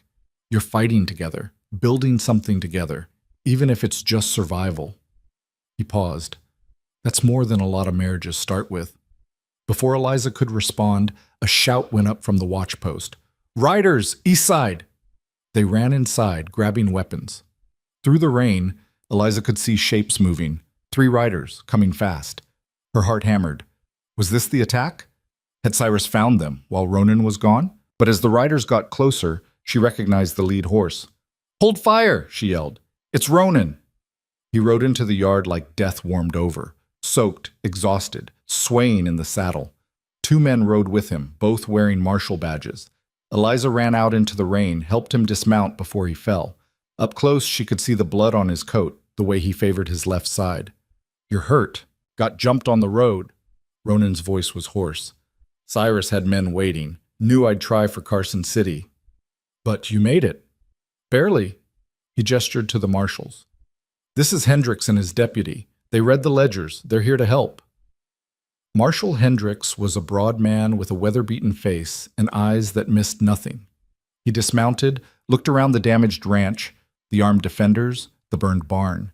Quite a setup you've got here, he said. How many men does Taggart have in the area? Unknown, Ronan said, leaning heavily against his horse. But he's coming, soon. This is where it ends. They got Ronan inside, sat him down while Mrs. Chen examined his wound. A bullet grazed along his ribs, painful but not fatal. She cleaned it with whiskey that made him hiss through his teeth, then wrapped it tight. You're an idiot, she told him.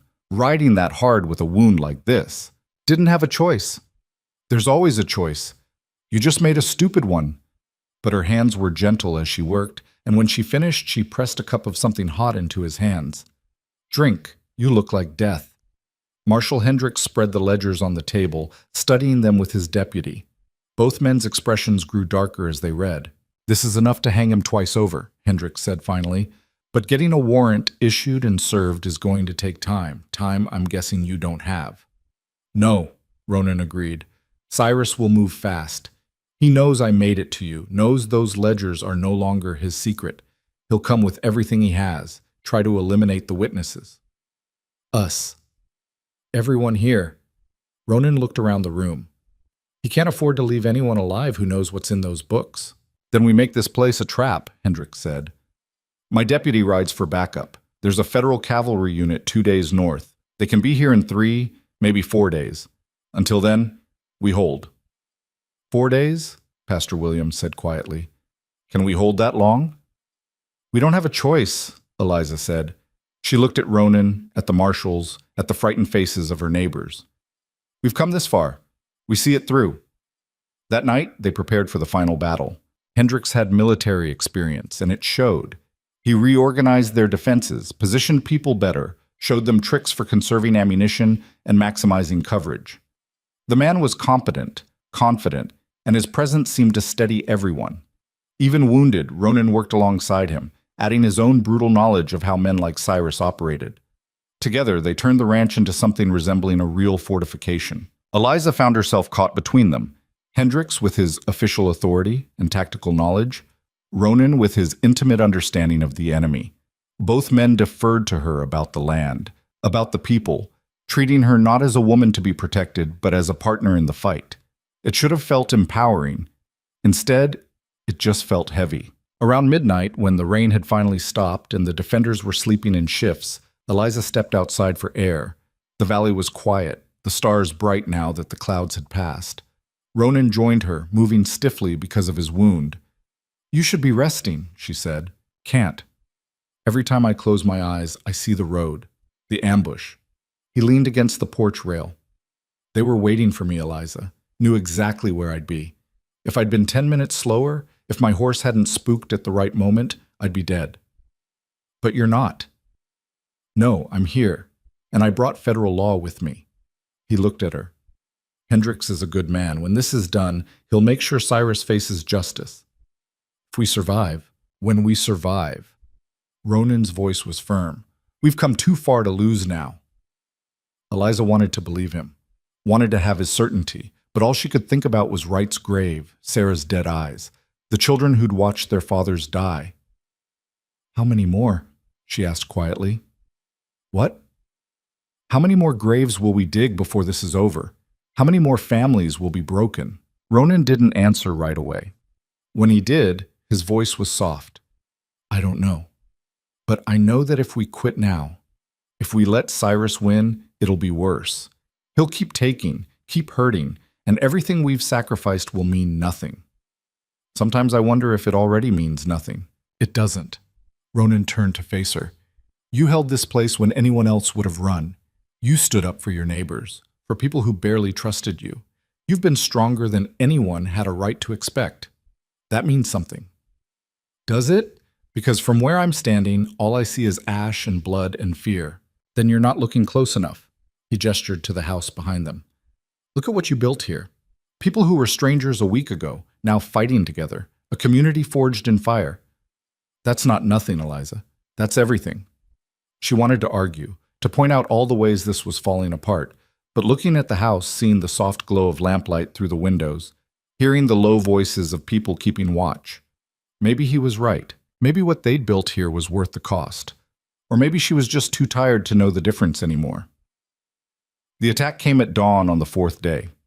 Eliza woke to gunfire and screaming, adrenaline kicking her body into motion before her mind fully caught up. She grabbed her rifle, ran to the window, and felt her heart stop. Cyrus Taggart had brought an army. 20 riders, maybe more, spread across the valley in a coordinated assault. They came from 3 directions at once, firing as they rode, their tactics professional and brutal. "Positions!" Hendricks roared. "Return fire!" The defenders scrambled to their posts, rifles barking, but the difference in numbers was immediate and terrible. For every shot they got off, 5 came back. Windows shattered, walls splintered. Someone screamed from the back room. A hit. Eliza fired, reloaded, fired again. Her hands moved automatically, muscle memory taking over. She saw a rider fall, then another, but more kept coming. Ronan was at the front window, his face set in grim determination despite the blood seeping through his bandages. He fired with mechanical precision, each shot finding its mark. "They're going to flank us," the deputy yelled. He was right. A group of riders had split off, circling around to hit the exposed west side. If they got through, they'd have the defenders in a crossfire. "I'll stop them," Samuel Chen said, grabbing extra ammunition. "You'll die," Hendricks said flatly. "Probably. But someone has to slow them down." Samuel looked at his aunt, gave her a small smile. "Tell my mother I tried to be brave." He ran out the back before anyone could stop him, heading for the damaged barn where he'd have a better angle. Eliza watched him go, wanted to call him back, but there wasn't time. The flanking riders were getting closer. Samuel made it to the barn, took position behind a burned support beam. His rifle started firing, controlled, steady shots that dropped 2 riders and forced the others to scatter. But there were too many. They concentrated fire on his position, bullets tearing through the burned wood. Samuel kept shooting, kept fighting, until a bullet caught him in the head and he disappeared from view. Mrs. Chen made a sound like something dying. Then she picked up her nephew's rifle and took his place at the window. The battle raged. Minutes felt like hours. Eliza's shoulder ached from the recoil. Her ears rang so badly she could barely hear. Smoke filled the house, making eyes water and throats burn. A rider made it to the porch, kicked in what was left of the door. Ronan met him with a knife, brutal and fast. The man went down screaming. Another climbed through the kitchen window. Pastor William shot him, then immediately vomited from the violence of it. They were being overwhelmed. Eliza could see it happening, the defenders tiring, ammunition running low, fear beginning to outweigh courage. Another few minutes and the line would break. Then, from the north, she heard it. Bugles. The clear, bright sound of cavalry. Hendricks' backup had arrived a day early. Federal soldiers poured into the valley on horseback, their rifles firing in disciplined volleys. Cyrus's men, caught between the defenders and the cavalry, broke immediately. Those who could fled. Those who couldn't surrendered or died. The gunfire sputtered, then stopped. In the sudden silence, Eliza could hear her own heartbeat, loud and frantic. She looked around the ruined house, at the faces of the survivors. Shell-shocked, wounded, but alive. They'd held. The cavalry captain rode up to the house, dismounted. He spoke briefly with Hendricks, then looked at the defenders with something like respect. You people did good work here, held against odds that should have broken you. Tell that to the ones who didn't make it, Mrs. Chen said quietly, still staring out the window where her nephew had fallen. The captain had no response to that. Instead, he organized his men to round up the survivors, to tend to the wounded on both sides. Cyrus Taggart was found trying to flee on foot. His horse shot out from under him. 2 soldiers brought him to the house in chains, his face bloody and furious. He looked at Ronan with pure hatred. You're dead, you hear me? Dead. You'll make sure of nothing, Hendricks interrupted. Cyrus Taggart, you're under arrest for murder, extortion, robbery, and about 15 other charges. You'll hang for this. Federal courts take months. I'll be free before... You'll die in prison waiting for trial. Hendricks nodded to the soldiers. Take him away. As they dragged Cyrus off, still screaming threats, Ronan swayed on his feet. Eliza caught him before he fell, feeling the fever heat of his skin. Your wound's infected, she said. I know. He managed a weak smile. But we won. We actually won. Then his eyes rolled back and he collapsed. Eliza held him while the army surgeon was called, while Mrs. Chen brought clean water and bandages, while the world kept spinning and the sun kept rising like they hadn't just survived hell. She held him and refused to let go. Ronan burned with fever for 3 days. The army surgeon, a gruff man named Patterson who'd seen too many field hospitals, cleaned the infected wound and said it could go either way. The bullet graze had festered during the hard ride, and now poison was spreading through his blood. Keep him cool, Patterson instructed. Make him drink water even if he fights you. If the fever breaks, he'll live. If it doesn't...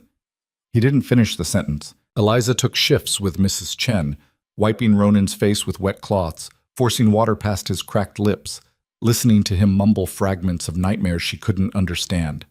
Sometimes he called out names, Thomas, people she didn't know, ghosts from a past he'd never fully shared. On the second night, he grabbed her wrist with surprising strength, his eyes open but unseeing. I'm sorry, he rasped. Should have protected them. Should have done better. Ronan, you're burning up. You need to rest. The family, the children. I didn't stop him fast enough. His grip tightened. 6 years old. She was 6. Eliza realized he was talking about the family Cyrus had murdered, the one that had finally made him steal the ledgers, the memory that haunted him even in fever dreams. You stopped him, she said firmly. Cyrus is in chains. He'll hang. Because of you. Too late, always too late. No. You saved dozens of people by standing up to him. You saved this town. You saved me. She covered his hand with hers. That has to count for something. He stared at her, fever-bright eyes searching her face. Then he said something so quietly she almost missed it. Don't want to leave. Her throat tightened. Then don't. Just rest. Get better first. Then we'll figure out the rest. His eyes closed and his grip loosened. She sat there holding his hand while the lamp burned low and the night sounds filtered through the broken windows. The fever broke on the morning of the 4th day. Eliza had dozed off in the chair beside his bed when she felt him stir. She jerked awake to find him looking at her with clear eyes, the terrible heat finally gone from his skin. You look awful, he said, his voice hoarse but steady. Relief flooded through her so fast it made her dizzy. You're one to talk. You've been trying to die for 3 days. Didn't take, though. He tried to sit up, grimaced at the pain. How bad is it? The ranch? The people? Samuel Chen is dead. 2 others from the cavalry were killed in the fight, 5 more wounded but recovering. Eliza helped him settle back against the pillows. The barn's gone completely. House needs major repairs, but we held. And Cyrus is in federal custody. The ledgers? With Marshal Hendricks, he says they're enough to convict Cyrus 10 times over. Along with witness testimony, the evidence is ironclad. Ronan exhaled slowly, some tension leaving his shoulders. Then it's done. Almost. Eliza stood, poured him water from the pitcher. The cavalry is staying for another week to make sure none of Cyrus's remaining men come looking for revenge. After that, we're on our own again. We. He took the water, drank carefully. You keep saying we. Force of habit. Is it? His gray eyes studied her. Because I seem to remember telling you I'd leave when this was over. Give you back your life, your reputation. Eliza sat back down, suddenly unsure what to say. She'd had 4 days to think about this moment, and she still didn't have an answer. You did say that, she agreed, but you don't want me to go. It wasn't a question. Eliza met his gaze, saw something in it that made her chest tight. Hope, maybe, or fear of rejection. Emotions she hadn't expected from a man who'd seemed carved from stone when she first met him. I don't know what I want, she said honestly. A month ago, I wanted to save my land. I would have done anything, married anyone to keep it. Then you showed up and everything got complicated. That's one word for it. You brought violence and death. Got people killed. Turned my home into a battlefield. She paused. But you also stood when you could have run, fought for people who weren't your responsibility, tried to make amends for things you did wrong. That doesn't balance out, never will. Maybe not, but it means something. Eliza looked down at her hands, calloused and scarred from weeks of fighting and work. My father used to say that the measure of a person isn't what they do when things are easy. It's what they do when everything's falling apart, and quitting would be simpler. Sounds like a wise man. He was. Stubborn as hell, but wise. She looked back at Ronan. You could have walked away a dozen times. Could have let Cyrus win. Let us all die. Saved yourself. But you didn't. Because I owed Thomas. At first, maybe. But somewhere along the way, it became more than that. Eliza leaned forward. You started fighting for the people here. For this community. For... She trailed off. For you, Ronan finished quietly. Yeah. Somewhere along the way, it became about you. The admission hung between them. Outside, Eliza could hear the sounds of reconstruction, hammers, voices, the slow work of putting a broken place back together. So what happens now? She asked. That's up to you. This is your land, your life. He gestured vaguely. I'm just the stranger who stumbled into it. You're my husband, legally, at least. That can be undone. Annulment, divorce, whatever you want. I won't fight it. Eliza thought about the past month.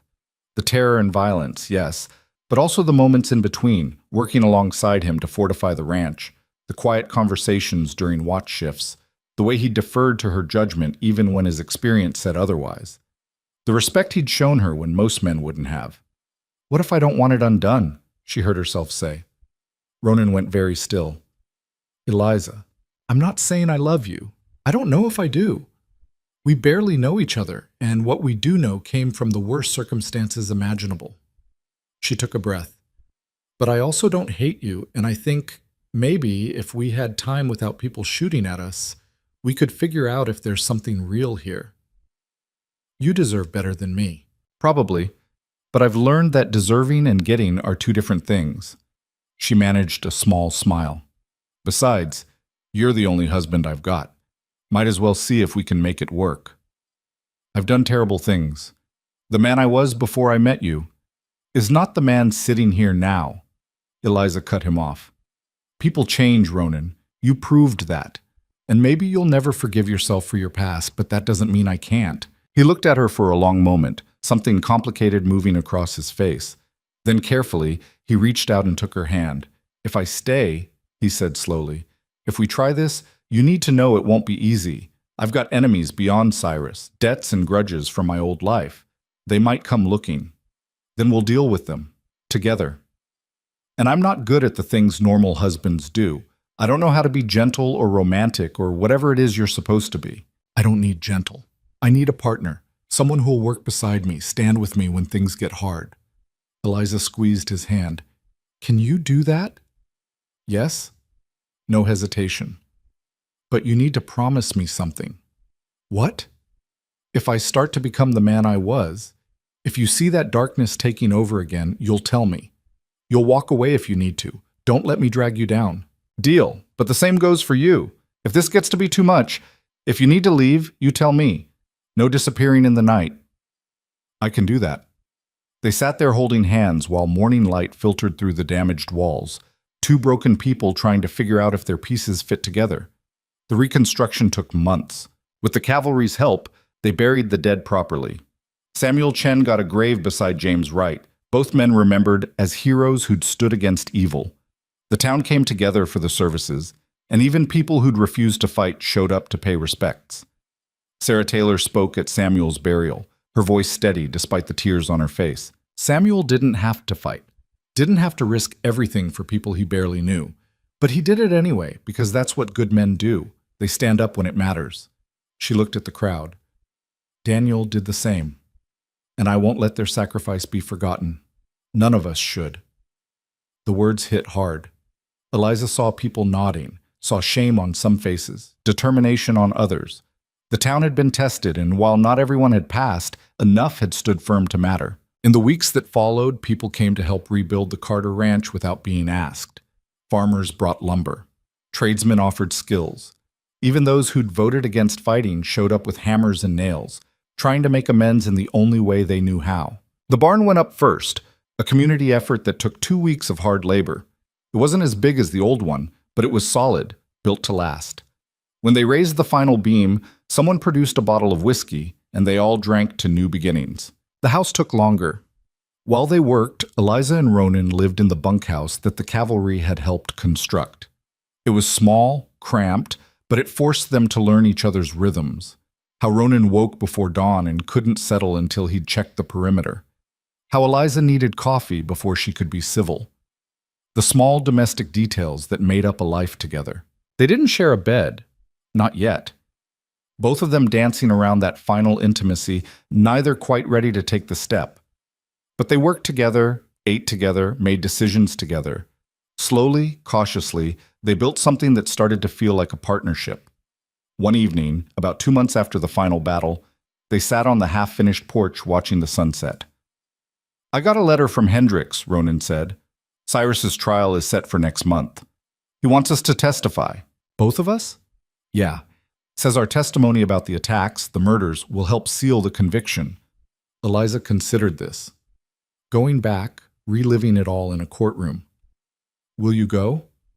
If you will. But I won't lie. Seeing him again won't be easy. Nothing about this has been easy. She leaned against the porch rail. But if it means Cyrus hangs, if it means justice for Daniel and Samuel and everyone else, then yes, I'll testify. We'll go together then. The trial took place in Carson City, in a federal courthouse that smelled of old wood and older justice. Cyrus Taggart sat in chains, his expensive suit doing nothing to hide the defeated slump of his shoulders. The evidence was overwhelming. The ledgers, the testimony, the physical evidence from the attacks, all of it pointed to guilt. Eliza testified first, describing the attacks on her ranch, on the Taylors, the terror of those weeks. She looked Cyrus in the eye while she spoke and didn't flinch. Ronan's testimony was harder. He laid out his entire history with Cyrus, admitting his own crimes in the process. The prosecution had granted him immunity in exchange for cooperation, but that didn't make the confession easier. I helped him, Ronan said clearly. Kept his books, moved his money, looked the other way when he hurt people. I'm not innocent. But when I saw him murder that family, when I watched him kill children for the crime of refusing to sell their land, I knew I couldn't do it anymore. So I took everything that could destroy him and I made sure it reached people who'd use it right.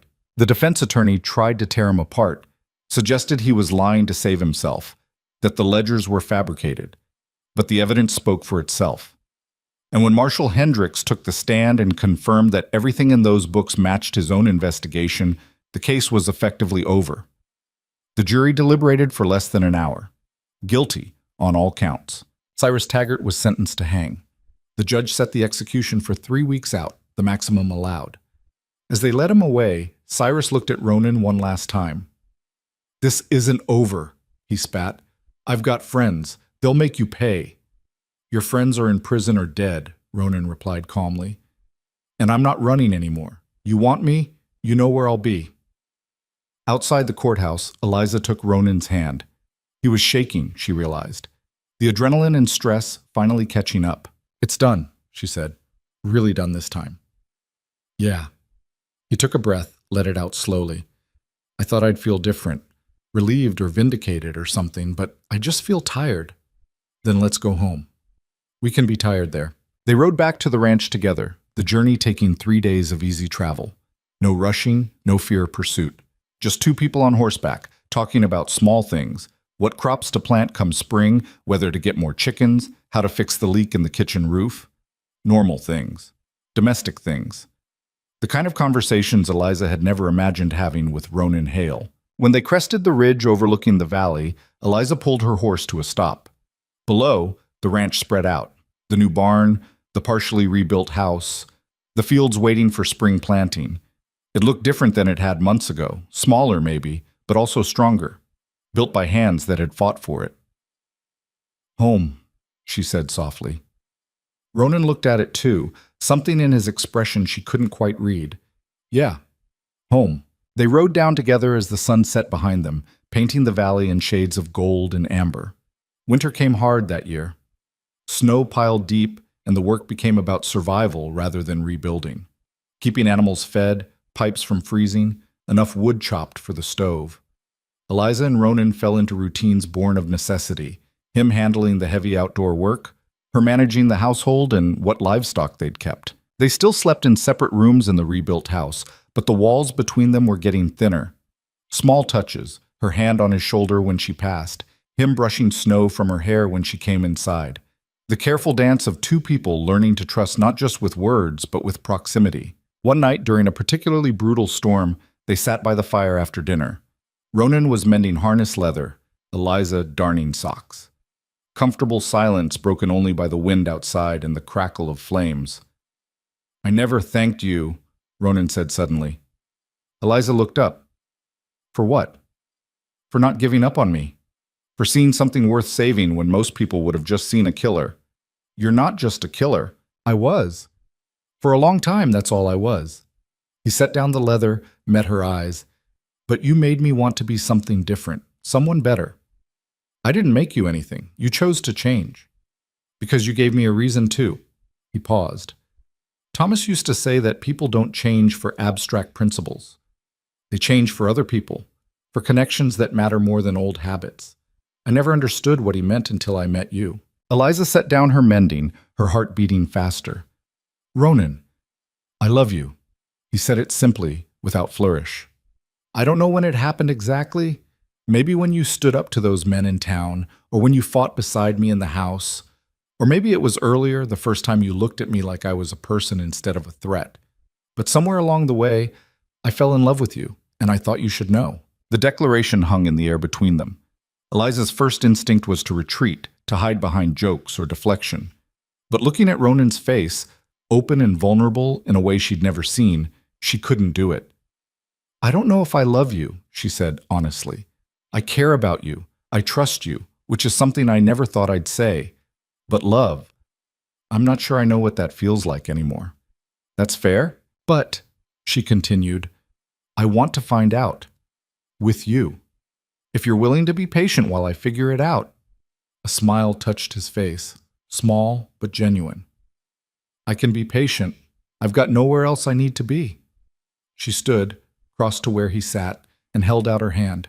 He took it, and she pulled him to his feet. Stay with me tonight, she said.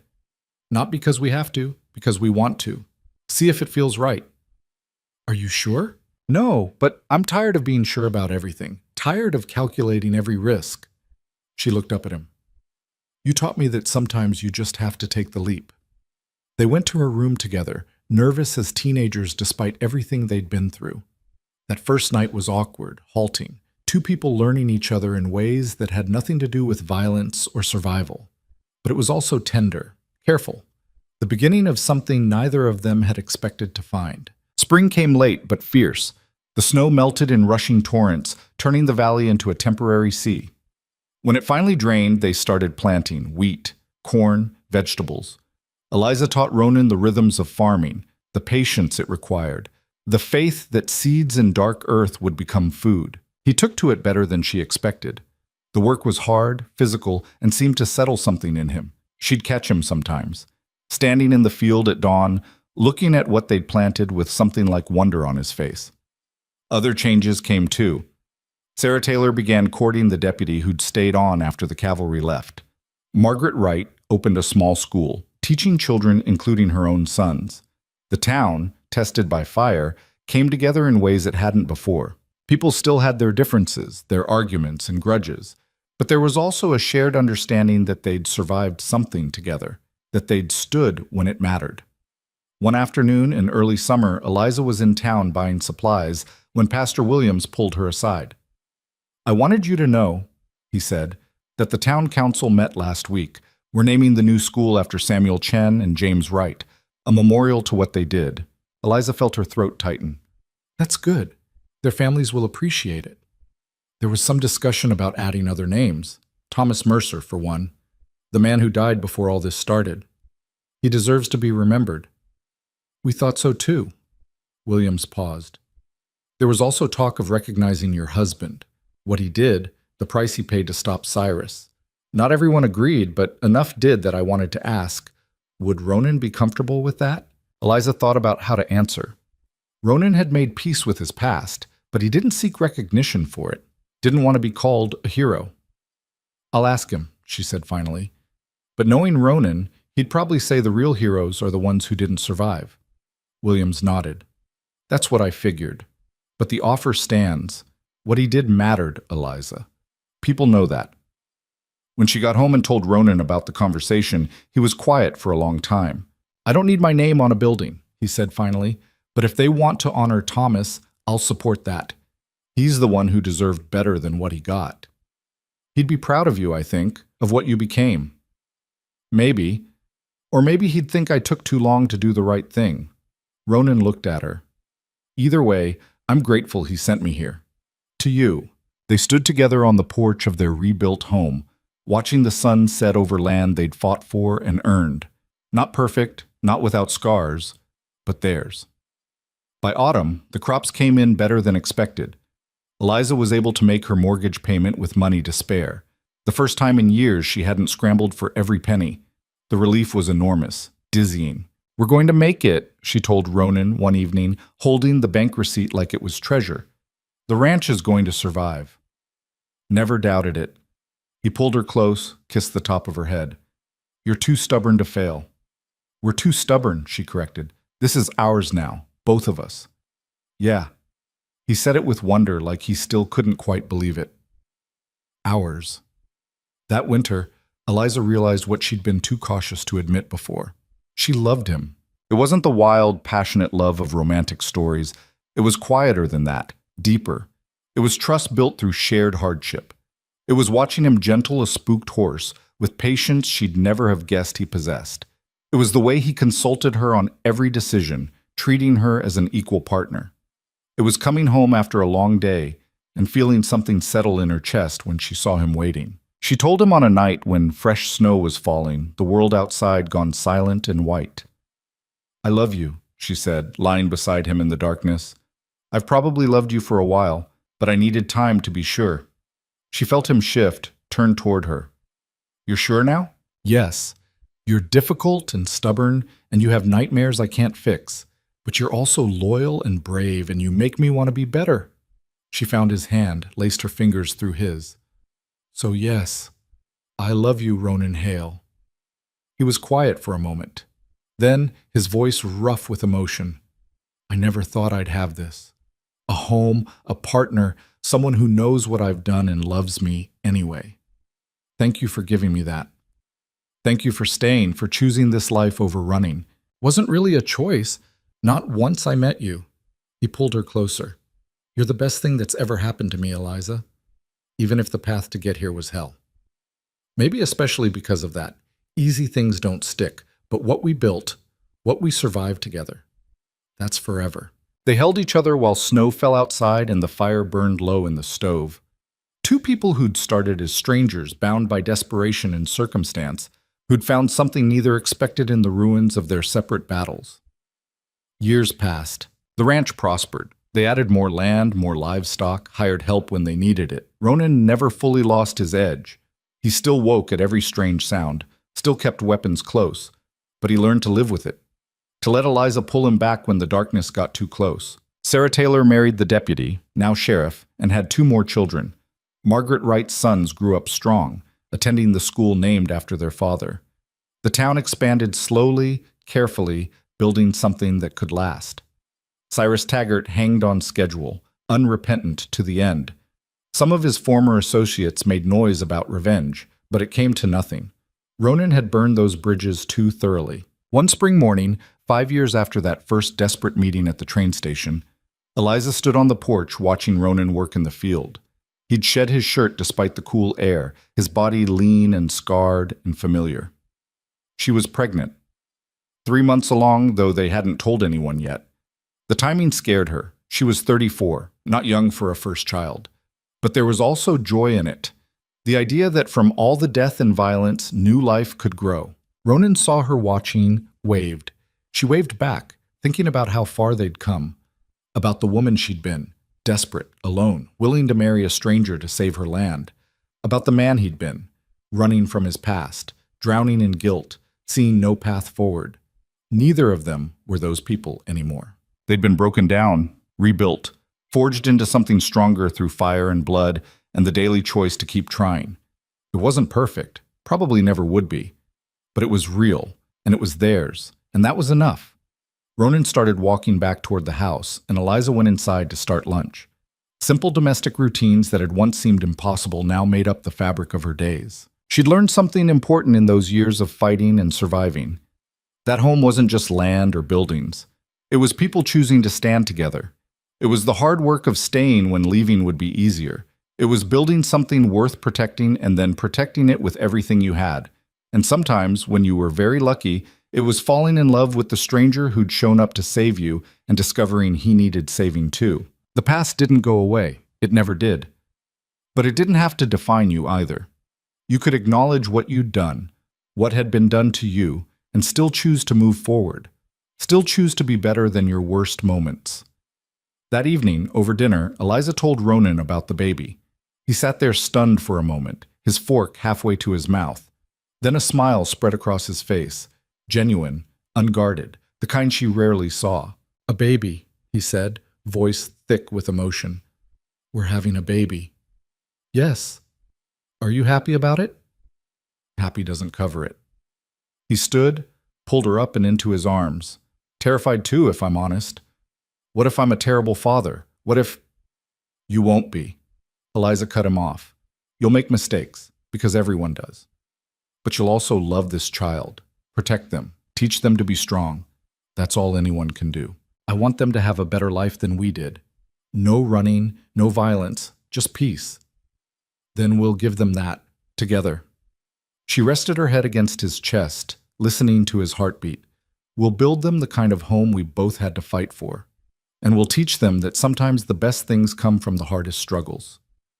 They stood there as the sun set through their kitchen window.